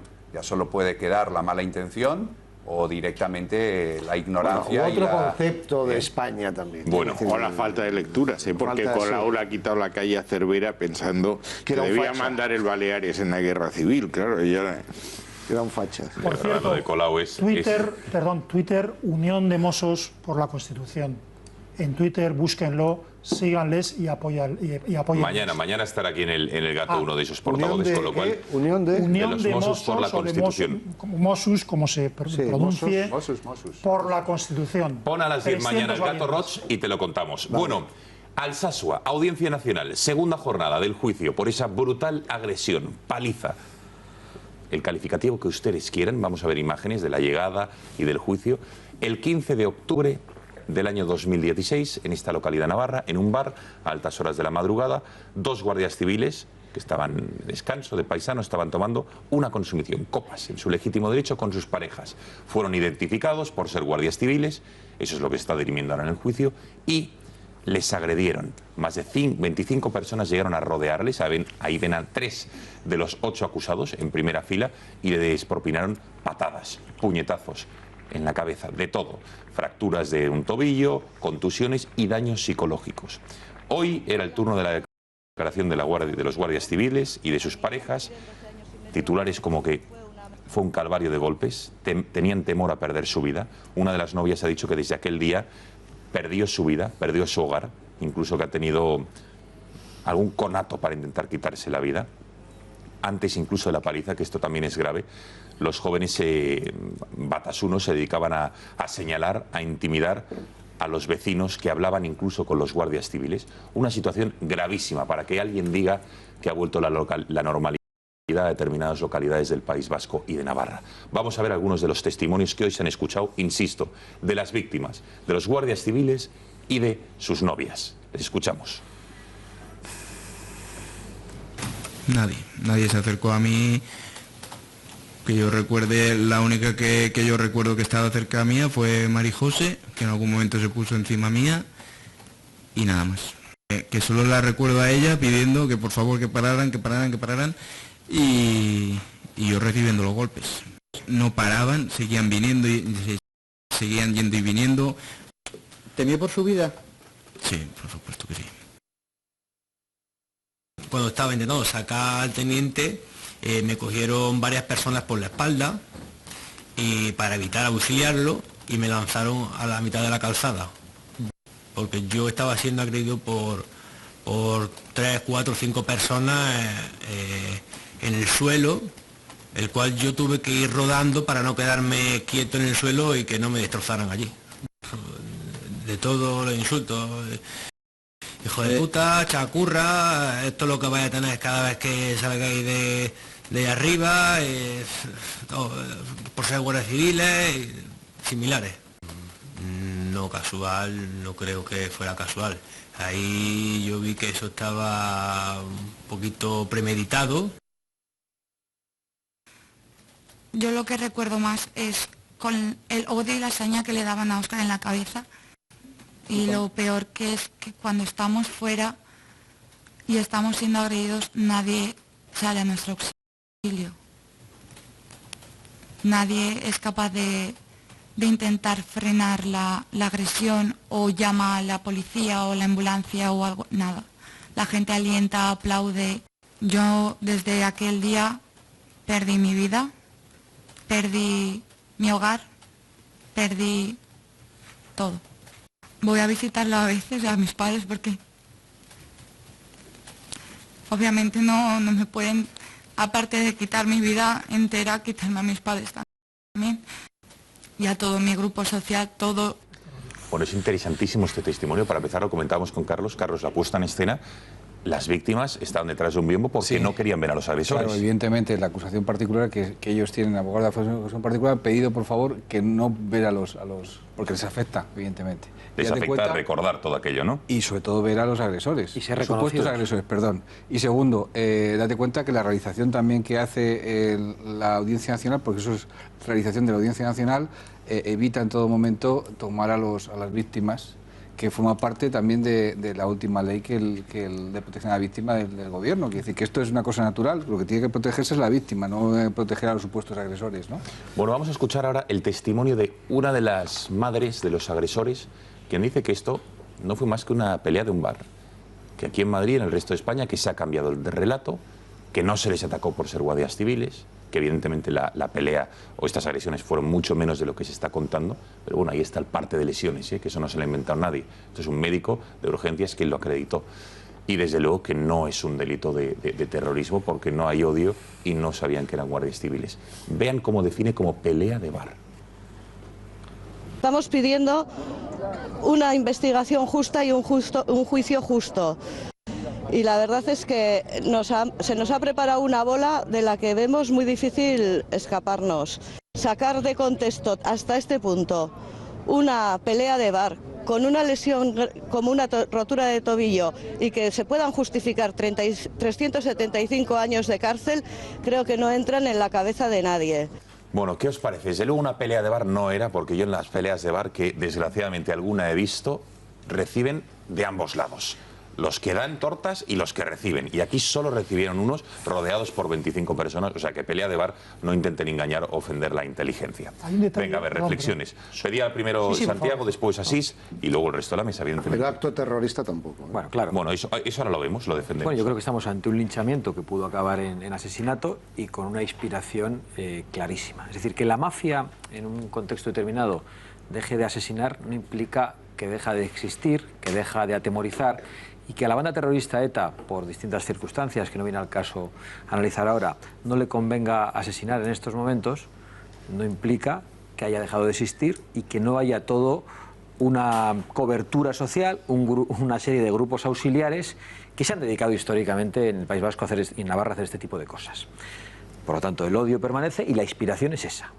Es la de atacarles porque son guardias civiles y, por lo tanto, yo creo que debería tener el agravante de acto terrorista, porque se ha pretendido aterrorizar. Les han atacado por ser guardias civiles. Para echarles del País Vasco. Están ante un claro atentado a la autoridad que podía haber acabado muy mal y yo creo que debería tener ese agravante. Yo tuve la suerte, el honor de poder estar con los dos guardias civiles unos días después en el cuartel de la Guardia Civil de Alsasua, porque me llamó José Antonio Ortega Lara y me dijo, oye, deberíamos ir, ¿qué te parece? La verdad, a mí no se me había ocurrido, pero en cuanto me lo dijo, cogimos el coche y nos fuimos al cuartel de Alsasua y allí le encontramos a los dos. Uno de ellos, de hecho, todavía no se podía ni levantar, estaba con la pata levantada y... ¿Cómo les dio? ¿De secuelas físicas?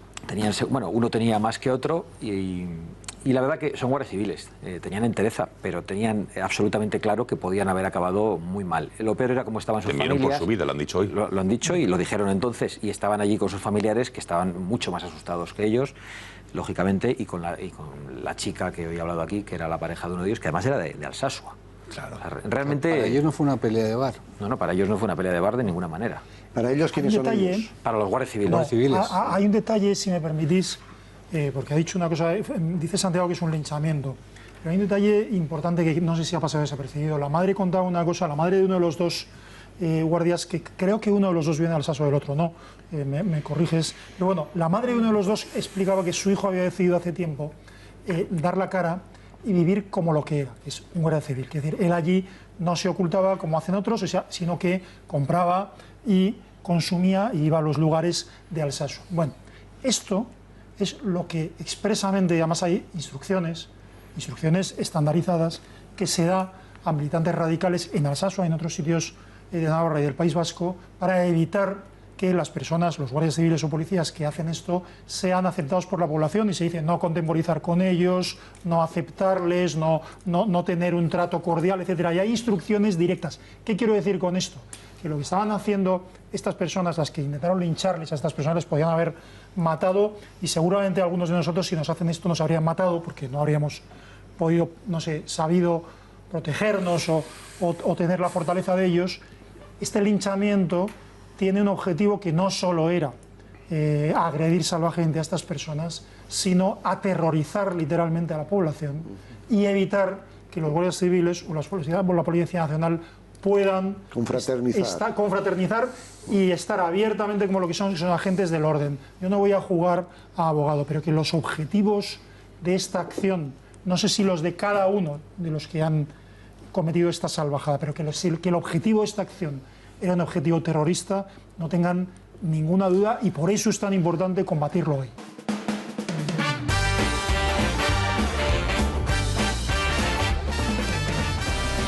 Está bien eso de Verbel baila con nuestra sintonía. Eso está muy bien, hombre, hay que alegrar el cuerpo a estas horas de la noche. Bueno, venga, ¿qué ocurrió en Alsasua?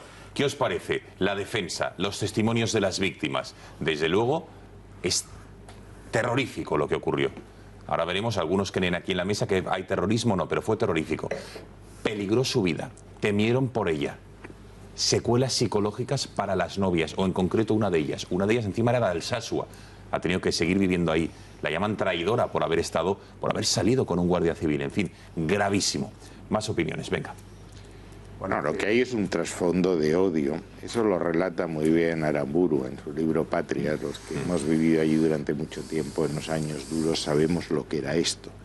En donde es que se negaban a venderles pescado a las mujeres de los guardias civiles o de los policías nacionales. Era una exclusión total. Y yo creo que el tema de la memoria histórica, en este caso de verdad, de las víctimas, hay que mantenerla vivas. Yo, si de algo estoy orgulloso en este tema, es que cuando España presidió el Consejo de Seguridad de Naciones Unidas tuvimos por primera vez una audiencia de las víctimas del terrorismo de todo el mundo. Estuvieron yazidíes, nigerianos, estuvo Mar Blanco, pero por primera vez contaron su experiencia de lo que había pasado delante de la comunidad internacional o de su representación máxima. Y yo creo que el apoyo a las fuerzas de seguridad en el País Vasco sigue siendo absolutamente vital, y la comprensión con actos tan barbáricos como este es absolutamente intolerable. Roch, Arzam. Sí. Vale, bueno, Juan, Pues, a ver, decía la madre de uno de estos chicos de Alsasua, de estos chavales de Alsasua, una pelea de bar. Bueno, una pelea de bar se suele producir pues por motivos, por tonterías o por motivos pues de bar, una discusión, que si aspiraba a mi chica, que si cosas por el estilo.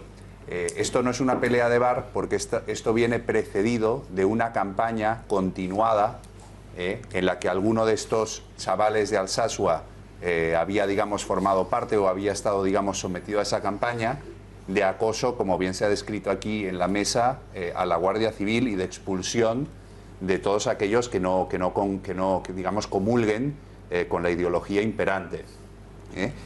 A mí me dan mucha pena estos chavales de Alsasua, me dan mucha pena, pese a, digamos, a lo que han hecho, y porque creo que son carne de cañón de un nacionalismo vasco que gobierna muchas instituciones y que los está utilizando para conseguir sus objetivos de depuración ideológica, e incluso diría depuración racial del País Vasco, y que no quiere, como decía Asís hace un momento, que haya ningún tipo de integración ni de mezcla de sangres, porque es en esos términos en los que piensa el nacionalismo vasco, entre el guardia civil, ¿verdad?, y el chaval de Alsasua o la chavala de Alsasua.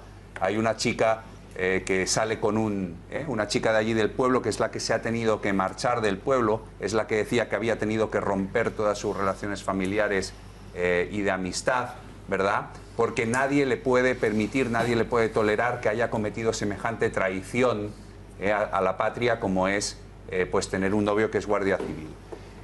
Repito, estos chavales son carne de cañón en manos de un nacionalismo que los está utilizando, y me produce auténtica repugnancia, por ejemplo, ver a personajes como Gabriel Rufián, Arnaldo Otegi y personajes de esa calaña utilizar este caso para hacer lo que verdaderamente les interesa, que es perjudicar el prestigio del Estado español y pintarlo como si fuera un Estado autoritario. Los están volviendo a utilizar, los utilizaron y los siguen utilizando a ellos y a sus familias como carne de cañón. A ver, a mí me preocupa lo de Alsasua porque la normalidad en el País Vasco va a tardar un tiempo, como ahora va a tardar en Cataluña también, esas cosas. Pero me preocupa más el futuro de Navarra, que no solo de Alsasua, sino... Sobre todo gobernándoles quien les gobierna. Por eso, porque creo que se avecinan tiempos duros, tiempos recios, que decían... Pero, a ver, es una pelea de bar. Sí, puede ser que no estuviera premeditada, pero que sí surgiera por ese... Pues bueno, ese sentimiento que existe de echar fuera del ámbito a los guardias civiles, al ámbito local y tal. Hay que determinar que en un pueblo pequeño es muy distinto a ciudades más grandes. Evidentemente la vida de guardias civiles o de gente de la autoridad en pueblos pequeños tiene que ser terrible. Significarse, para darle normalidad a la cosa, es digno de mención, pero también tiene que ser duro, porque no ha llegado la normalidad todavía. Yo me fío del juez y lo que dictamine la justicia en este caso. Es decir, yo no me atrevo, no tengo todos los datos como para... Puede que haya ahí esa, dijéramos, ese afán de demostrar que no son bien recibidos, que hay que marcarles el territorio. Claro, les debe fastidiar verles en un bar reírse, porque estas cosas pasan. Si guardas un poco de rencor a determinadas personas, ver en otra mesa, dentro del mismo bar, a gente, a unos guardias civiles que sabes que lo son, con sus novias, viéndoles felices, bebiendo, disfrutando de la vida con normalidad, a los que son filoterroristas o filoetarras les tiene que comer. Y entonces dije, oye, estos tíos... Porque seguramente estaban normales, y hablando en plan normal, no estaban en plan discreto, no lo sé, no tengo esos datos. Bueno, todas estas cosas son elementos que se van colando en el cerebro de gente que está atormentada, ¿no? O que son nadie dude que esto es un juicio justo, que estamos viendo en la Audiencia Nacional es un juicio justo, que nadie lo dude. Sí, por eso yo digo que me fío de lo que diga la justicia. Bueno, es justo, pero también te indica que tengan que pedir un biombo Es decir, que los agredidos... Bueno, esto lo ves en todas partes ahora mismo en España. Sí, bueno, las aquí, víctimas de violación o cosas de esto. Violencia de género, por ejemplo, menores, o incluso tú mismo en un momento dado. Tú eres un día agredido y pides específicamente que las víctimas piden protección. Claro, no, y entre otras cosas, que sí que es verdad que una de ellas sigue viviendo en Alsasua. Claro. Y mañana, o cuando acabe el juicio, va a tener que volver a Alsasua. Y ahí se va a tener que encontrar a... Pero en el caso de los guardias civiles, incluso como testigos, no solo como víctimas, históricamente podían declarar tapados en la Audiencia Nacional, como es lógico, porque estaban trabajando en ese contexto y no iban, ante todas las personas que habían conseguido llevar a juicio, no iban a mostrar la cara, eran los que habían formado parte de la investigación, por lo tanto, como víctimas ahora, y está muy bien, pero también antes como testigos, y es algo tiempo de saber su opinión. Fátima García Manzano, redacción del Gato, cuéntanos qué ha opinado la audiencia a lo largo de esta noche, tanto lo que nos han ido escribiendo como también esos audios. Adelante. Buenas noches, Gonzalo. Pues hemos recibido hoy muchísimas notas de voz y vamos a escuchar las primeras de ellas referidas al caso de Cristina Cifuentes. ¿Debería dimitir o no debería dimitir la presidenta de la Comunidad? Vamos a escuchar a 3 espectadores. Lo de Cristina Cifuentes no es grave. Lo grave es aquellos políticos que dicen que tienen carrera y es mentira, y han estado dando clases sin ser licenciados. Eso sí que tienen que dimitir, todos.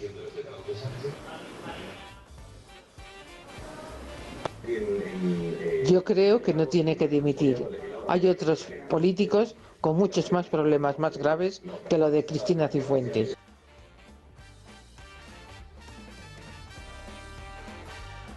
Cristina Cifuentes debe dimitir sí o sí para que podamos creer en los políticos del PP. ¿Y qué opinan nuestros espectadores sobre la situación en Cataluña, sobre esas declaraciones que han llevado a cabo en los últimos días en el Tribunal Supremo? Vamos a escucharlo. Es una poca vergüenza los políticos que actualmente nos están gobernando, ¿no? Tenemos el ejemplo, ¿no?, de las concesiones que ha dado el Partido Popular para dar pie a estas autonomías, que tenemos el ejemplo de Cataluña, que nos están llevando a una crisis. Bueno, no están llevando, no, ya estamos inmersos en una crisis. Y un último mensaje referido al último tema que hemos tratado en la mesa, a las declaraciones de los guardias civiles agredidos en Alsasua. Este es uno de los muchos mensajes que hemos recibido. ¿De verdad todavía hay gente que piense que ETA está derrotada? Esto ha sido todo por hoy, Gonzalo. Breve, pero desde luego interesante reflexión la de esta última espectadora, por Dios que no me sale. Carlos Verbel, gracias por haber estado esta noche en El Gato. Un placer. Ha sido un placer, te hemos robado algo más de tiempo de lo habitual, no hay tiempo para más, despedimos a la mesa. Juan Arza, gracias, buen viaje de vuelta, que vaya todo bien. Asís, muchísimas gracias. Gracias a ti. Muy buenas noches, Roch, buenas noches, que vaya todo bien. Santiago, gracias, ministro, buenas noches, muchísimas gracias por haber estado aquí a los 6 y a ustedes gracias por su confianza. Ya lo saben que El Gato vuelve mañana puntualmente a las 10. Que pasen buena noche, adiós.